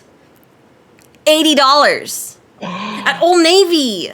You gotta go to the thrift store, baby. I tried Shein and like I ordered a pair of like coveralls and I didn't like I couldn't find my clothing measuring tape thing, so I couldn't measure myself.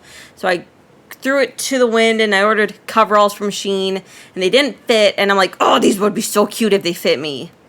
I'm looking at cottagecore.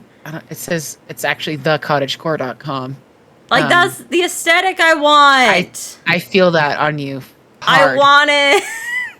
Yeah. And what's funny is like a lot of this is like super in right now. Yeah. That's what I want. You only wear black. Jordan, when I first met Jordan, he used to wear all black. He wore black pants, black shirts, and black socks. And it's kind of Amish style, yeah. Kind of Amish style, but cute. Like, there's a specific brown dress that's in that cottagecore thing that a lot of people would be wearing, not with necessarily with like the ruffle neck, but with like a long sleeve shirt that live here. That's nice. A very similar style in this area. Like heavy metal at the cottage. At the cottage, yeah. Exactly. Like, I just want to be adorable, okay? That's all I want.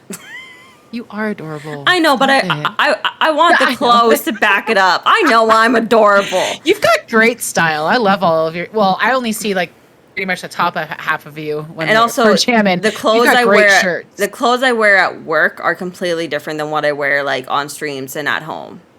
Yeah, because you're kind of have to be business casual in a sense, right? You can, but I've seen like the managers wearing shorts and like flip-flops and looking kind of raggedy, but they're from Alberta, so which means nothing to you because you don't really know what Alberta. I'm like, okay. Alberta is like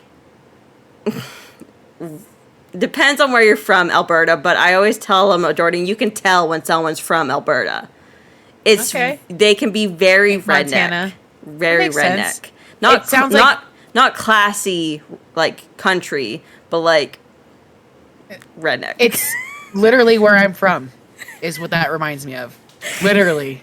It's cottagecore shirt. So, MILF man, I love frogs. Yeah, man, I love frogs. I need that.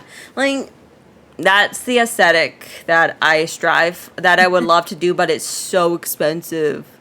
That's not but the thing is if you can see what you're looking, what you need to get, you could find half this shit. Probably 75% of it.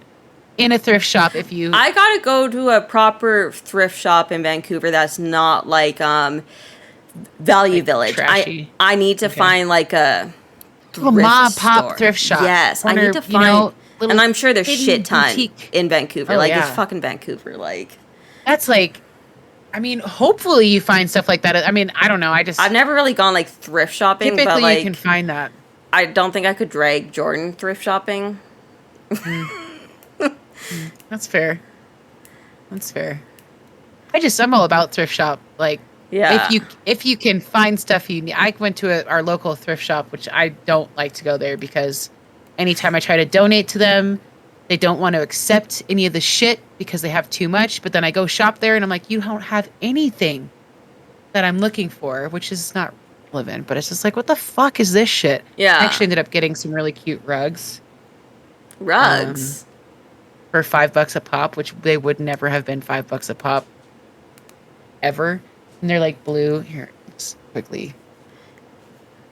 You see that rug right there? Ooh, pretty. 2 of them. Same size. Yeah. $5 a piece. Tits, dude. You don't find rugs for cheap. You know what I'm saying? No, like that. So like the blue rug that we got there from like IKEA, because everyone's like IKEA's cheap. Let's be fucking real here. Not fucking cheap. That shit's expensive. The little shit from IKEA's cheap. But if you want to make like a big purchase, like a couch or something, that shit's not cheap. This rug, to be fair, when we moved here, like 3 years ago, we went to like IKEA because we're like, ooh, IKEA. Like, how exciting. Because the Saskatoon did not have IKEA. Yeah. Like, IKEA was a treat whenever we went to Alberta. It was a little treat. Okay. We're like, ooh, IKEA. So then we went here, we saw this rug, and we loved it. And every time we went back to IKEA, we're like, oh, the rug, the blue rug. Like, we love that rug. But it was like a little pricey. And we're like, oh, no, we won't get the rug. But then when we moved here, this space needed a rug. Yeah. It needed a fucking rug, man. So we're like, you know what? Let's bite the bullet. We're buying the rug. And it was my first rug I ever bought in my life. Like, I've never bought a rug before. And a big rug, too. Like an area room rug on top of it. Yeah. Like I'm junky. If it was a Man I Love Hippos, I'd bought it. That would be a great shirt. I love hippos. I always get lost. Those are great. I love IKEA. It's like, it's so much fun. I have to admit, I've never been inside of an IKEA. That's totally fair. I've only looked at their online stuff just out of curiosity. I'm like, nope. I bought this shelf from IKEA. And nice. And as of right now, like, IKEA's like, they don't have a lot of product right now because of they blame COVID and blah blah blah. But I'm like, guys, it's clearly more than just COVID. Like, you guys are lack of employees, out of stock for I guess. fucking everything. Where's the second one? I don't know. He's pointing something. That's fine, whatever. Anyway, sorry, got distracted because like, what's happening? In our apartment building, we have like these parcel lockers. So if something comes in the mail, they'll put the whatever you ordered in the box, and then you have to go downstairs and punch in the code and open up the box. And Jordan and I just got 2 packages because like we get a text whenever it goes into the parcel locker. So it's always just exciting when when you get something in the mail. Like that's what Jordan got. Oh, exciting! He has 4 Captain Americas. 5. He has 5 Captain America Funko Pops. One's on the way. And one's on the way. So in total 6 now. Captain America Funko Pops. He loves them. He loves Captain America, and we have so many Marvels. Yeah. And like I can't complain because I'm the one that started this Funko Pop with us. I'm the one that started. And now he's addicted to it. Now he's like, at first when I started, he's like, this is stupid. Like, what is this? And I bought 1 Funko Pop ever, and then we moved here and. All of a sudden, he realized, there's Marvel Funko Pops? I'm like, yeah, there's fucking Marvel Funko Pops. And it's like, I gotta get them all. And I'm like, bro, do you know how many Marvel Funko Pops there are? And like, you're starting late, which means you have to buy your Marvel ones secondhand now for more money than what they were originally sold for. So he's getting there. He's getting there. Novice Funko Pop. Oh, yeah. We have, I am. That shelf is full now. This shelf is full now. I have my Sailor Moon Funkos in there because they're special. Yeah. The special stuff in the case. Absolutely. Yeah. Like, those are now our Funko Pops that are worth the most, or is my Sailor Scout ones. That's awesome. Yeah. Love that. Fuck yeah. I have only my unboxed Overwatch characters, and then Luisa stays in her box. I've thought about unboxing a couple that I'm never gonna sell those, which I'm never gonna sell them anyways. But then Jordan's like, don't unbox them, you'll ruin their status, and I'm like, do I care? I don't know. I just knew I was never gonna resell anything Overwatch. That's just how I was. But then you guys gave me Luisa, and I just feel like I need to hold a tradition of not unboxing it. You can unbox her all you want. But see, Anna, this little nugget, she falls over all the time. Oh, you got to get a little stand for her. So she's got to hang out with Winston. She chills out with Winston. And I got I've got this tiny little shoe that I put in front of her, like an ornament. It's actually really cute. I don't know where the fuck this came from, but that love is this cute. little ornament. Right? Love that. And then, you got to keep the genie lamp. The genie lamp very close to access, And there goes Anna. That's okay. I usually put Anna over here, but anyways. Anna, just chill out. Calm down, Anna. Jesus Christ. Anyways, yeah. So that's the extent of my Funko, but that's just we'll get there. I haven't see when I see Funkos in the store here, usually at a like CVS, I don't see any that I'm like, I want that. Yeah. Because it's usually a lot of characters from shows and stuff that I don't watch, so I don't. Like a good place to go is like Hot Topic or Walmart. Oh my god, I haven't been in a Hot Topic in a hot minute. How do you stay chill? How do you stay chill 63 hours a day? I mean, yo, man. It's got to be a Khalees to be chill. You know what I'm saying? Hello. Just kidding. I'm so not chill. I'm like not chill, but I try to be chill. Dude, if we had a lunchbox, like, I know what you're talking about. Like, lunchbox is like the Hot Topic, but better. Interesting. And, like, never heard of it. It has like, I see it on like TikTok all the time, and it has like this amazing Sailor Moon line that I'm like, if Lunchbox was here, I would literally buy everything from that line. I would be like a broke ass bitch because I'm buying that whole Sailor Moon line.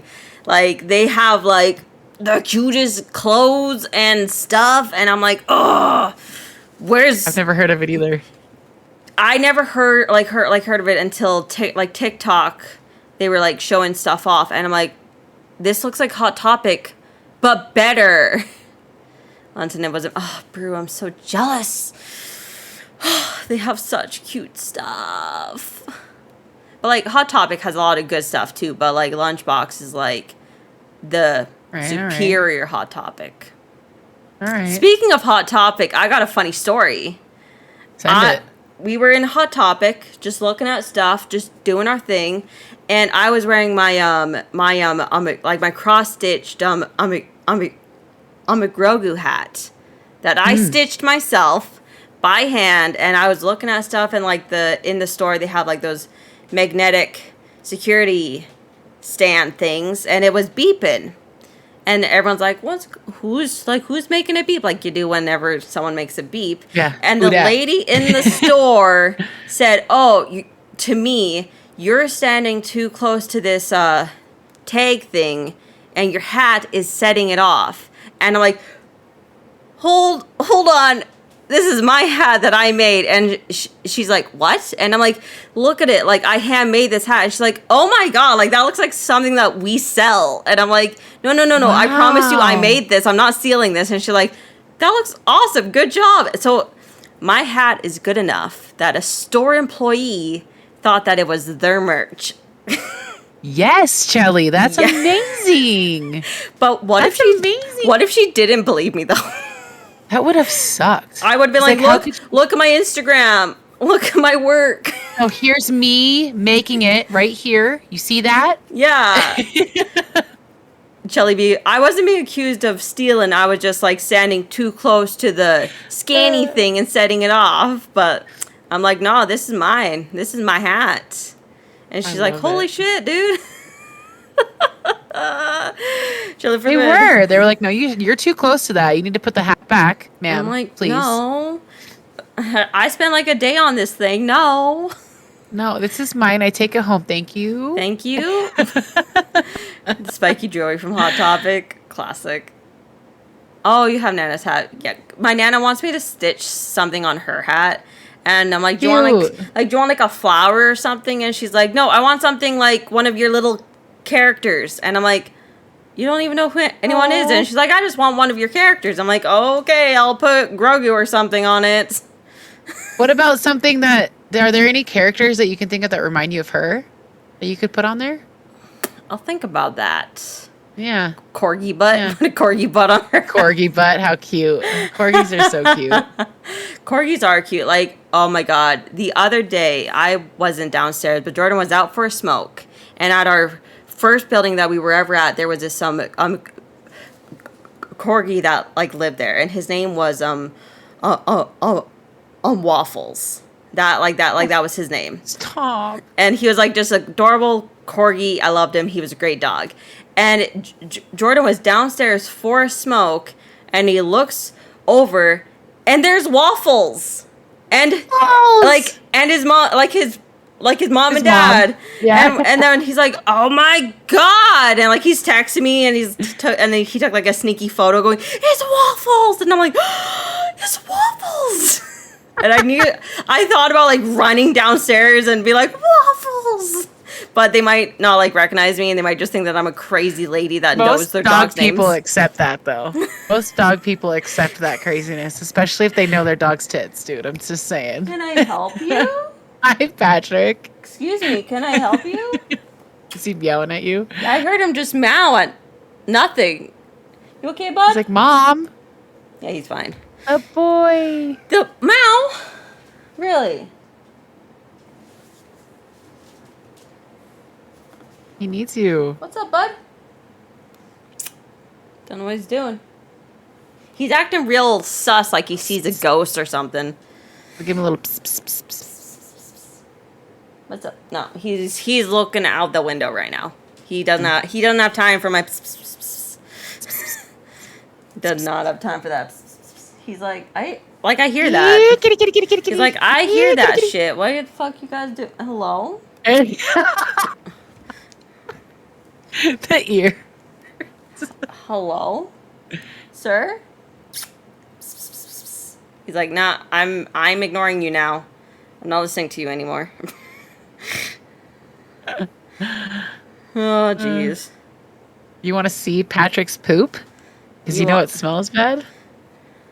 Well, yeah, most poop smells bad. Yeah, like, his poop does smell bad. It's literally right behind there if you want to go take a look. It's like in that crack there. That's where his toilet is. Hop through the screen. Hop Open that closet and check out that poop. Check out that poop, man. And that clumped up pee. That's like a boulder. Any poop smells bad. I'm sorry. It's just gross. Yeah. Too fucking funny. Oh my gosh. Too funny. I've been smiling for like a minute and a half, it feels like, or longer. Good. Obviously. It's been so good. Oh my gosh. Wow. Well, how do you feel for the night? Regards? Like, should we do some would you rathers, or should we? We could do like call it like one or two, maybe. Okay. Should we do like one each, maybe? Yeah, sure. Okay. You if you have one like lined up, go ahead and I'll look through my phone. Because I have some. We're gonna do a couple would you rathers, Goof, and then we'll probably call it since it is 9:30. But I mean, we got to do a couple would you rathers, right? Gotta do a couple. Gotta have some would you rather clips.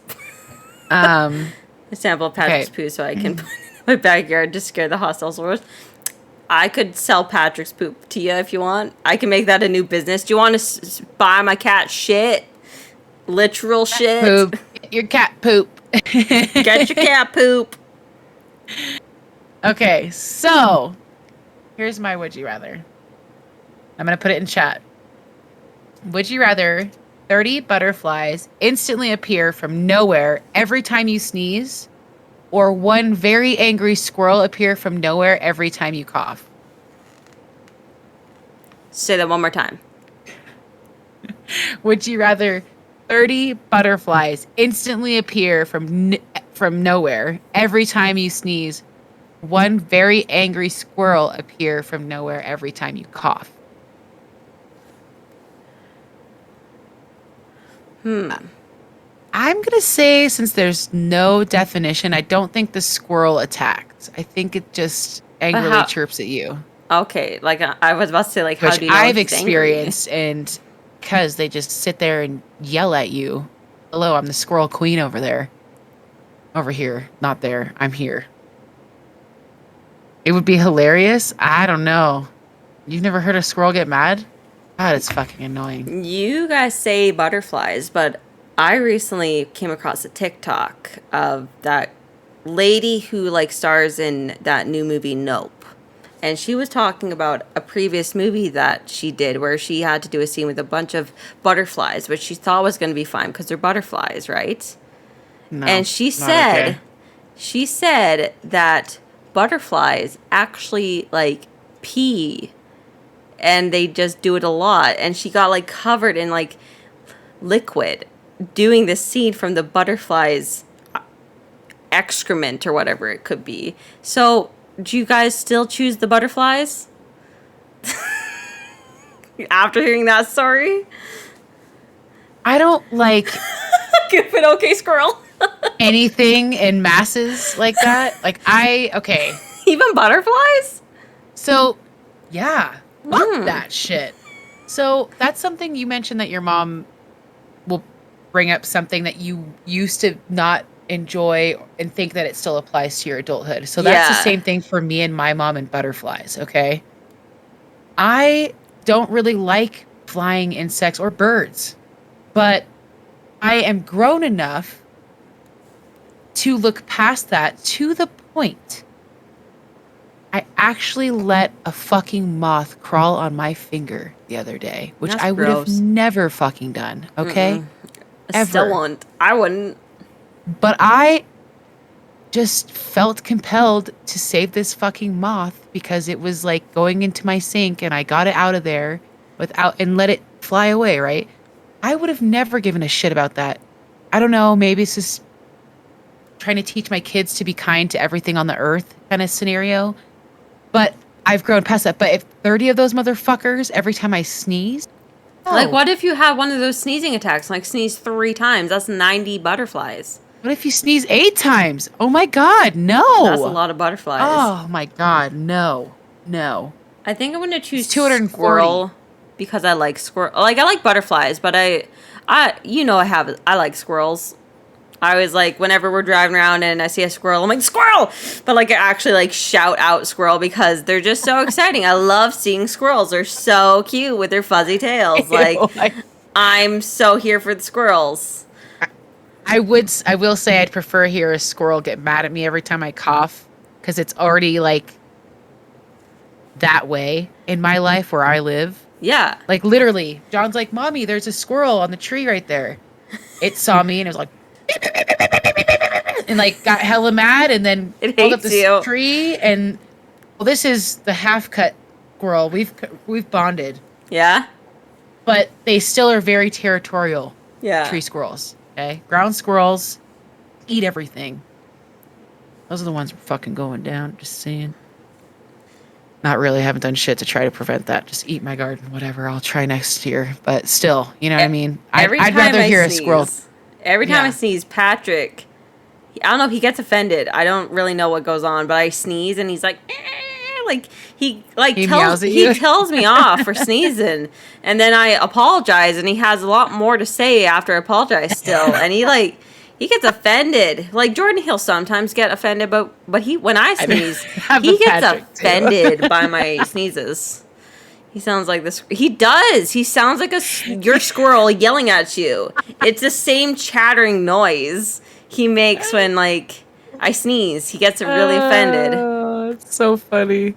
So I'll take an angry squirrel because I get an angry Patrick every time I sneeze. Anyways. Okay. Yeah, that's fair. I just am not into butterflies all up in my shit like that. No way. Like, I would have picked that if I didn't hear the story about the whole butterfly pee thing, but yeah, that's fair. Now, I literally heard that today, so it's really funny that you, say that. Yeah. Would you rather? Because I literally just heard it, maybe, at 5 o'clock today. I heard that story, and, yeah, she was telling a story about butterflies, peeing on her or whatever it was. And I'm like, oh, that's disgusting. I'm not surprised, because caterpillars pee a lot when they're just chilling. Really? As well. So that kind of, or at least I've noticed in my nature experience living in the forest, yes. I always leave something behind. Yeah. Interesting. Yeah. So do you have one? Okay. You're captured and are about to be locked in a giant empty room for 72 hours with a normal amount of food supply, but you get to bring one of these things with you. Which one would you rather take with you? Your crush slash girlfriend, boyfriend / spouse, And it says she doesn't know, but I've taken that out, so that's all that option is. Or B, a PS5 and TV, or let's just say any console you want plus a TV, or your phone with no charger.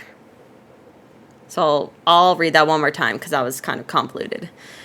You're captured and are about to be locked in a giant empty room for 72 hours with a normal amount of food supply, but you get to bring one of those with you. Which one of these with you? Which one would you choose? Your spouse / crush / girlfriend, boyfriend, whatever you want. PS5 and a TV. Your phone with no charger. My significant other. Yeah? You bring Kona with you? Oh, yeah. Wow, during console and TV. Sorry, babe. Not gonna lie, I would probably pick the same thing. Would there be online play, though? I'm with Brew. Because... No, you're, like...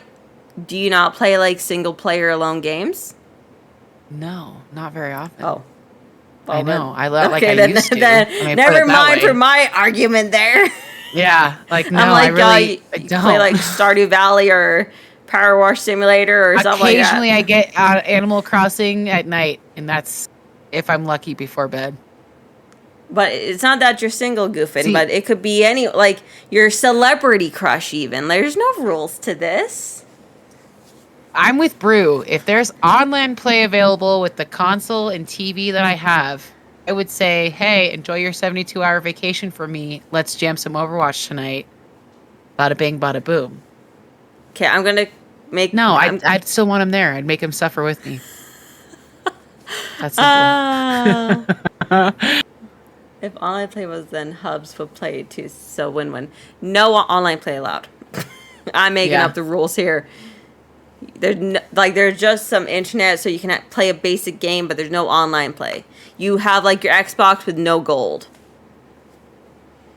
No longer without it. Or your phone that doesn't have a charger. Like, phone that doesn't have a charger. I would totally have my partner with me. It would last 100%. like half a day. I would have my partner with me, and we'd just have to... We'd be doing a lot of lawnmower. X-rated Jordan stuff. Uninstalled Lawnmower Simulator. He uninstalled crush. Taking my crush. I'm taking my crush. Sorry. Yeah, I'm with Khalid. Okay, I am your crush, bitch. But Game Pass still plays? Sure. Yeah, let's say Game Pass still plays, but you can't play online with, like, friends. No internet. I better be your crush, or else I'm beating the shit out of you. So even having a phone with no charger wouldn't be relevant because you wouldn't have internet. So that would suck. You'd have, like, you could play, like, your silly games. You know? But still, I have a game on my phone called BitLife that's actually kind of fun. Nice. I don't play it very often, ever. Like, ever. But I did play it when I was pregnant a lot. Oh, yeah? Sure. Yeah. Nice. I had time. That's true. True. Yeah. Who's got time now? Well, on my end, not much. That's okay. Fucking physical therapist is like, do all these exercises when you have time. I'm like, right. Sure. Gonna get right on that. I do a lot of them, but as much as she wants me to do, I'm like, yeah, like, nah. You got it, sister. I chose the console. You choose console, huh? I choose a console with a TV. Like, I love Jordan. Like 3 full days. 3 full by yourself with a console. Oh yeah, I could probably do something. Wait, that's more than 3 days, isn't it? No, 72 hours divided by 24. No, I'm not even typing. 72 hours divided by 24. That's 3 days. Sleep for some of it. Yeah, you'll sleep for some of it.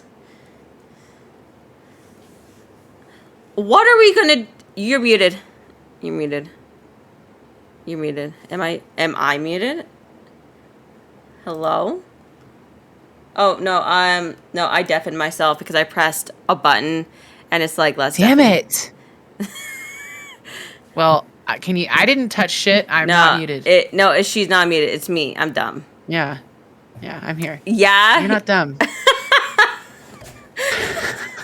No, I was pressing like just buttons. Okay, it's like me running into walls in Overwatch. All right, like they're unforgivable. One of these keys on my keyboard is like a hotkey to like I'm deafing myself, and since I haven't used that hotkey and I just use like my Stream Deck, I literally don't know what the hotkey is. No, whoop. Whoopsie doodles. But no, I would, because Kona and I spent the first 6 years, 5-6 years of our relationship without video games. Oh wow! Just organically existing. Yeah. Together, we'd have no problem doing that again, guaranteed. Like I'm sure Jordan and I could do it. It's just, yeah, like I get it completely. Like, we have no phones, we can't watch a movie, like, we're literally just sitting in the same room together for 72 hours, like, it's crazy. I could do it. Like, I'm sure, like, if someone was like, if you want to win, like, $1 million, like, hell yeah, we could do it. It's the only time when I do music streams. So is that why you're so quiet? Yeah, I get a little X-rated. That's right, Brew. That's what I was saying. But you get 72 hours? You get any food, well, off and on, you know what I'm saying? You take breaks, you sleep, whatever. I guess. But you get any food you want, right? Essentially is how that was put. I'm going to say yes. Because, like, I mean, you can't really get much better than that. Cheek clapper, eat, sleep. That should be like a sign. Like put that on a shirt. Instead of eat, pray, love. It's cheek clapper, eat, sleep. I'm gonna cross stitch that on like a hat, and no one else cheek will get clap, it. Eat, sleep. Exactly, and no one's gonna get it. No one's gonna get that. Like, we should make merch. Oh. That is fantastic. I love it. Oh my God, yes. Oh my Lord. I mean, that's where my brain goes to. I'm like, oh, okay. I mean, sometimes, yeah, I'd wish I had like some time to myself. I'd buy that too, honestly. I'd buy it for Kona too, and have matching shirts. Oh my Lord. Too funny. Yeah, for sure. Cause like, yeah, I could use time alone. I love having alone time too, but like, you're cracking. I don't know. Okay, it'll stitch away. That's a big stitch job too. That is a big stitch job. Cracking. Cracking. That's too good. Oh my gosh, I can't. I liked that one. That was good. That's a good one. That was a good one. I was really quick to answer though, which is very surprising for me because I usually like think about it, have questions. I have a tough time. Yeah, but I was like, no, I know exactly what I do right now. Spend 72 hours alone with Kona, and we might. I think we'd be just fine. Yeah. I think we'd need that. In fact, right now. True. Like with me, like it's just me and Jordan, like all the time, anyways. Yeah. So, which is fine. Like I'm gonna take a 3-day vacay. I love you.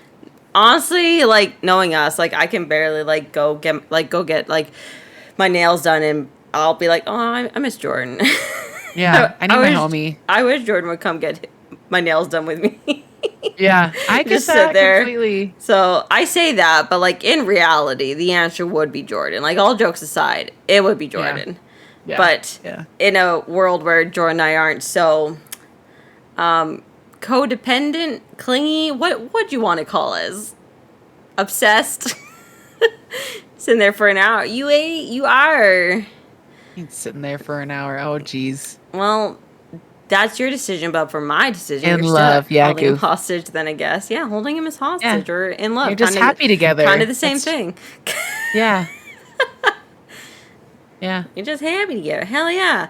Like some people, like one of my colleagues that I've worked with before, she would have like she's like, I need to take my breaks. I need to go out and do my own thing. I need to go out for dinner with friends, and that's it. And I'm like, I don't want to go out for dinner with friends. I don't want to have... Like, our alone time is when we decide to go into separate rooms and play games. Different games. Yeah. Which will turn into eventually one of us maybe joining each other anyways. I completely relate to that. That's literally our only alone time, and we could easily go out and have our own little adventures. We just don't want to. Yeah, why? Yeah, why? Same with me and Kona, man. We work separate jobs, obviously. That's the most that we don't see. We like to be around each other. Yeah. Even if we might not like each other some days, we still like each other. It's the weirdest balance of love. Yeah, baby. Like with our job, we work together, we live together, and like we're always around each other. We have the same days off together. We have we're literally around each other like 24/7, and we're totally fine with that. And it's been 8 years. Yeah. And like we're still like, still going strong. We like it. We don't need a break. But people think that we're super weird for this. Like, some people are like, don't you get sick and tired of him? I'm like, no. Do you get sick and tired of your spouse? And they're like, yeah. And I'm like, I think that says a lot more about you and your spouse than me and my spouse. Like, no criticism, but it weirds me out because, like, for instance, like, if my sister's dating a guy and all of the men she's dating, like, that's a totally different story. It's her choice of men that she's been dating, but they're always like living outside of town, and she sees them like once in a while, and she'll go to like Disneyland or something like that with her friends, but not with her boyfriend. And I'm like, don't you want to go with your boyfriend? Like, it weirds me out. Couples need their separate time. I get that, but it's still kind of just, I don't know. For me personally, since I don't have that urge to have my alone time, like, go out of the house, I don't know, it just kind of weirds me out. Play stuff like that. Just give it a few years. Like, yeah, bro, it's been 8 years. It only got rough for me and Kona after we had kids because our time together isn't alone. Wasn't just us anymore. And we are happy to have made that change in our existence. It was really rough for a chunk of time trying to acclimate to that. But we finally have gotten to the point where we're like, okay, we got this. We have the flow going, babe. We're fine. But it definitely took a toll on us because it wasn't just us anymore. Can't breathe without Keens. I mean, I totally understand. I understand that. I get it. I mean, who can't? Yeah, seriously. Or who can, I should say, breathe without Keens. With that bald head. I mean... Just so shiny. Yeah. Where is he? I don't know. This fucking shit. The fuck fuck are you? He is. We miss Keens this podcast. Need some Keens and so aerodynamics. Just so aerodynamic. Yeah. Breathing is easy. The air just flows right over. I love that. I don't ever make ball jokes about him ever. You never, but everyone else does. I can't. It just makes me feel weird. I don't know. I feel like I got to be part of the crowd, so I join in because I feel left out. I usually giggle at the laughs or at the jokes, but I can never usually make. That was probably my first bald joke, actually. Yeah. Referencing Sneak or Keens ever. Yeah. Vi's like, rub his head when you see him in person, and I like thought about it the whole time, and I couldn't do it. You should have done it on stream. I can't do it. I just couldn't do it. I couldn't do it. Imagine Jordan bald. No. Respected his space. I don't know. I don't think Jordan could pull off bald. I've thought about like shaving my head, but Jordan's like, no, don't do that. He's like, don't do that. Not happening. I'm thinking about actually letting my hair grow as long as I possibly can, since we're already there. Did you see how upset Chelly just was when I said that? Did you see how disappointed she was? By the way, can y'all see that face? Yeah, I was shocked, not gonna lie, by that statement, because you thought about cutting it, and I was like, yes, join us. One of us, and now she says grow longer. Disappointed look ever. Well, I'm in a debate. You got the longest fucking hair in the world. Should I chop it off or should I just eat it and see if I can get it to the floor? Like, to be fair, it's your hair. You can do whatever you want with your hair. It's so far the longest I've ever had it in my life. Like, it's so past I'm kind of like, butt. should I eat it? It's almost to the bottom of my butt cheeks. Yeah. That's crazy. And I've got a wide butt. So, just saying. Thoughts about Yes, I am. No, she was literally. I'm very. Yeah, you can't tell me something without a facial expression. Yeah. The other day, one of our bosses came by and she wanted to do a building walkthrough that she does every month, and she's pointing out like the dumbest shit to like clean or fix, and I had to be like, don't, Chelly, keep your face fucking straight. Don't roll your eyes. Is what she's pointing at. Don't make a face at whatever stupid thing she's saying we got to get done. Keep a straight poker face. I can't play poker. It was tough, or else I would have been in a lot of trouble. Can't do that. I'm way too expressive. I'm like, okay. I can kind of poker sometimes. Depends on who I'm talking to. If I'm mentally prepared to poker, I can't poker. Yeah. Like, I knew on this walkthrough, I'm like, I'm going to have to poker through this because she points out dumb. Like, she's just pointing shit out just to point shit out. Yeah. Like, it's like, for instance, I have like a signage because on Monday our fob system's going to go down because we're upgrading the server. Because our server is being completely overrun, and eventually our fob system will just die because it's being so overrun. So on Monday, we're upgrading the server. For a certain amount of time, the fobs are going to be down, which is a big fucking deal. Yeah. Because there's sweet doors that don't have a key, and they're fob doors. So I had to write this whole page of like just dumbing it down for everyone. I'm not going to let them assume anything. And I handed them out to every single suite, and also put it up in like our elevator. And it's long, but I just put it up there just to remind people it's happening. She saw it and she's like, that's too long to be like writing in this, and people can't read that. And I'm like, I know that, but I handed out this form to every suite. So they don't know what it says. It's just a reminder. And she's like, you should take it down and put it in like bullet formatting. And I'm like, no, like serious, like you don't even live here, lady. Get out of here. So I never did it because I'm like, it's gonna be down after Monday. So who gives a shit now? But like, I'll deal with it when it happens, kind of deal. Yeah. If it was something I didn't personally hand out to every single suite, yeah, I'll put it in bullet form. But everyone has this. It's in every bulletin board, too. Everyone knows it's happening. There's no one that should the memo. Be calling all Monday going, I didn't know that this was happening. And then we're going to be like, bitch, Chelsea personally hand out to every suite on every floor. You did get it. Yes, you did. Just because you didn't read it doesn't mean you didn't get it. Exactly. Hello, get.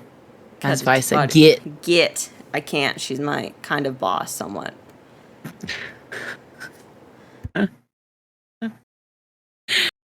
Yeah, I get the practical side goof.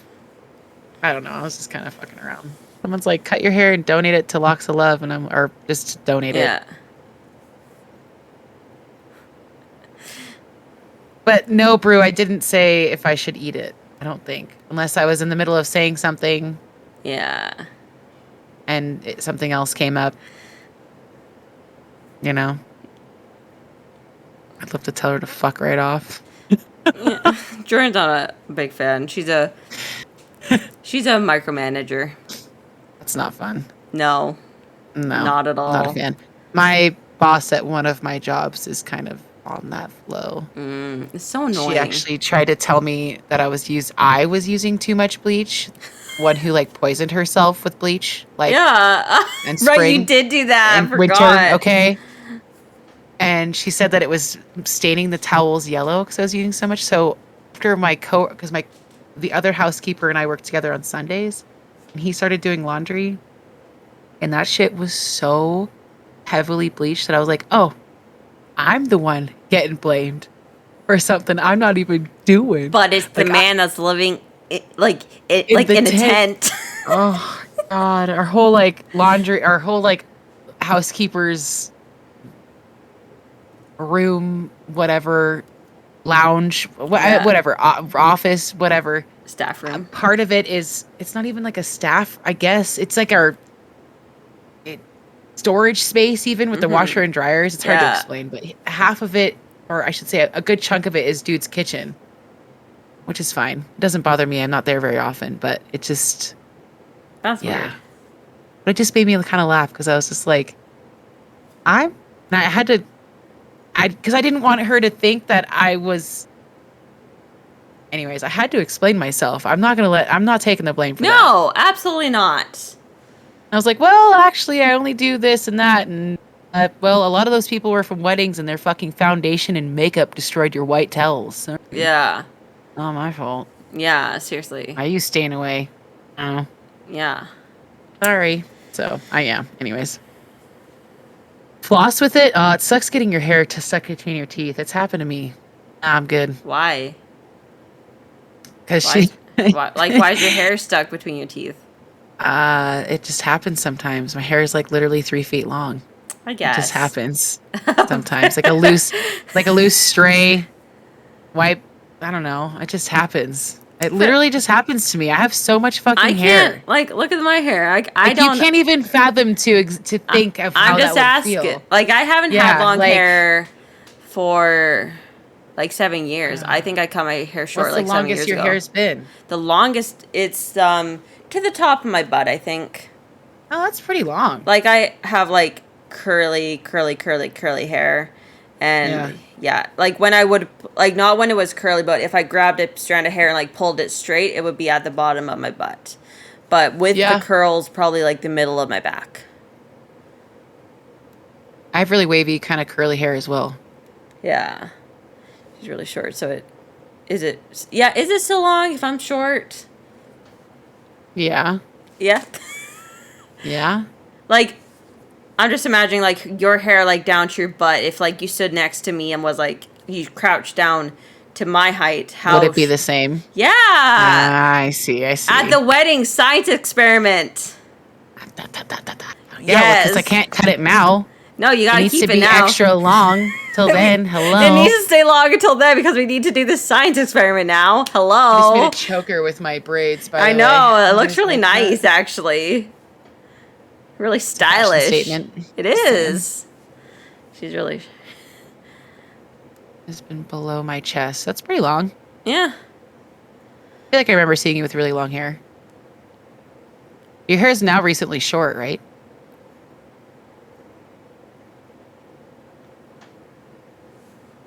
Hair. I remember when your hair was long like that, Vi. Yeah. I've had really not short like Chelly's hair, but I've had really short hair before. I can't go back. I've like thought about growing it back out, but I can't do it. A lot of people around here have dreadlocks, and I swear sometimes, like, I have this new mom friend, and she's got beautiful hair, but it's dreadlocks. And sometimes I feel like, I doubt she's thinking this, but I guarantee there's points where she may have thought of it once. It was like, oh, I could get some good dreads in that hair to my hair, and I like freaks me out. I can't handle getting fat tangles in my hair. I love stresses that. Me out. I love that. Just she's like, ooh, let me dread it. Let me I dread could only it. get my hands on that hair. It's like being near people who are hairdressers or whatever. Like my cousin, she's always like, let me do something really special with all that hair. And I'm like, no, don't touch that. No. Unless I'm really ready, then I'm like, send it. Let's go. Yeah. They are stinky.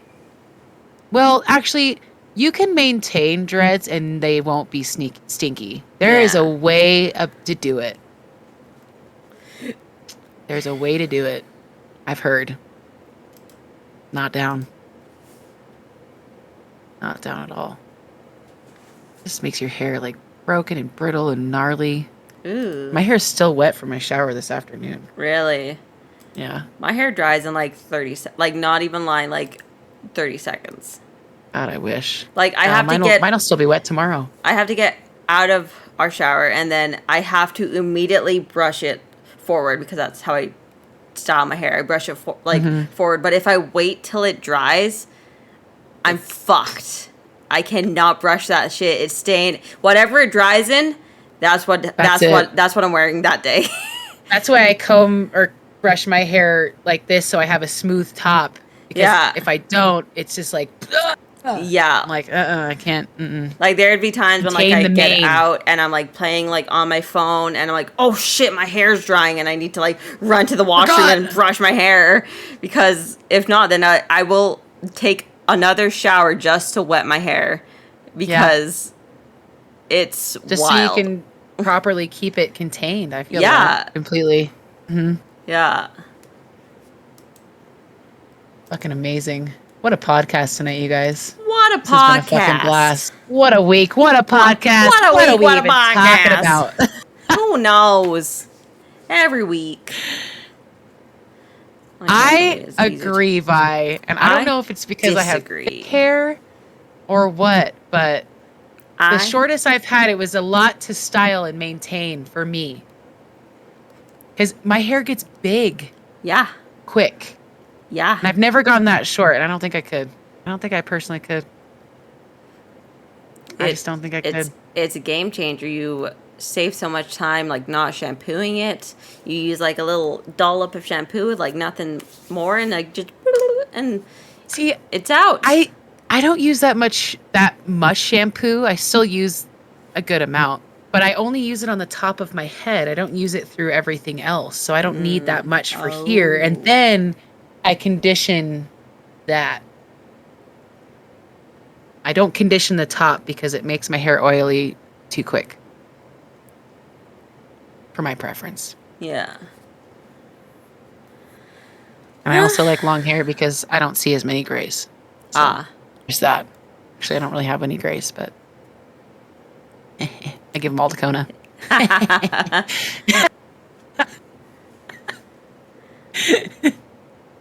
Anyways, what's the plan? You got someone to host or raid? What are you thinking? I have anybody popped up? I have some people playing that cult, like that cult of the Lamb. There's like Oren playing Cult of the Lamb. That Casey person playing Cult of the Lamb, but I think she's in follower only mode, which I'm not a fan of. Yeah, I agree. So Oren's Let's send it to Oren. That's fine.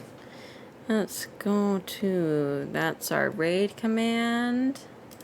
And I'm going to copy and paste that in here because the last thing I copy and pasted was our stream key. And I don't want to be pasting our stream key into some other person's fucking stream, that's for sure. Okay, I copied the right thing. Raid. Here's my raid channel. So, yeah, we're going to send it to Oren. He's playing that Cult of the Lamb. Beautiful. And yeah, thanks, you guys, for being here and talking to us. And I think it was a really fabulous podcast tonight. Just chatting about everything. So have a nice night, Brew, Vibor, Goofin, Jordan, anyone else lurking. Be sure to hit that follow button, and we're live almost every Wednesday, and if you want to keep up with that, follow our socials. And our YouTube's gonna have like everything, the last 3 podcasts up like next week, because I'm gonna edit all 3 podcasts in the next like couple days. She's got 6 days off, 7 days off. I got 6 days off. I can do this. It's eating it. I'm gonna edit all them podcasts instead of editing the same one that I've already edited, and I didn't realize until I was like an hour in, and I'm like, hold on a second, please talk about this stolen beer bottle blow up thing. What the fuck? And then I was just enraged, and then out of spite, I couldn't edit anymore. Not touching it. Not touching any more of this shit. God, I just spent all this time. I was so totally mad. Understand. It was so funny. But yeah, so hope you all have a wonderful Wednesday, and we'll be back. You'll see us in our solo streams, probably Cleese on Friday, me whenever the hell I actually stream. Friday for Divinity with me and Goofin, if anyone wants to check it out. Yes. Oh, and bye, everybody. Bye, everybody. We just rated. Oh, bye.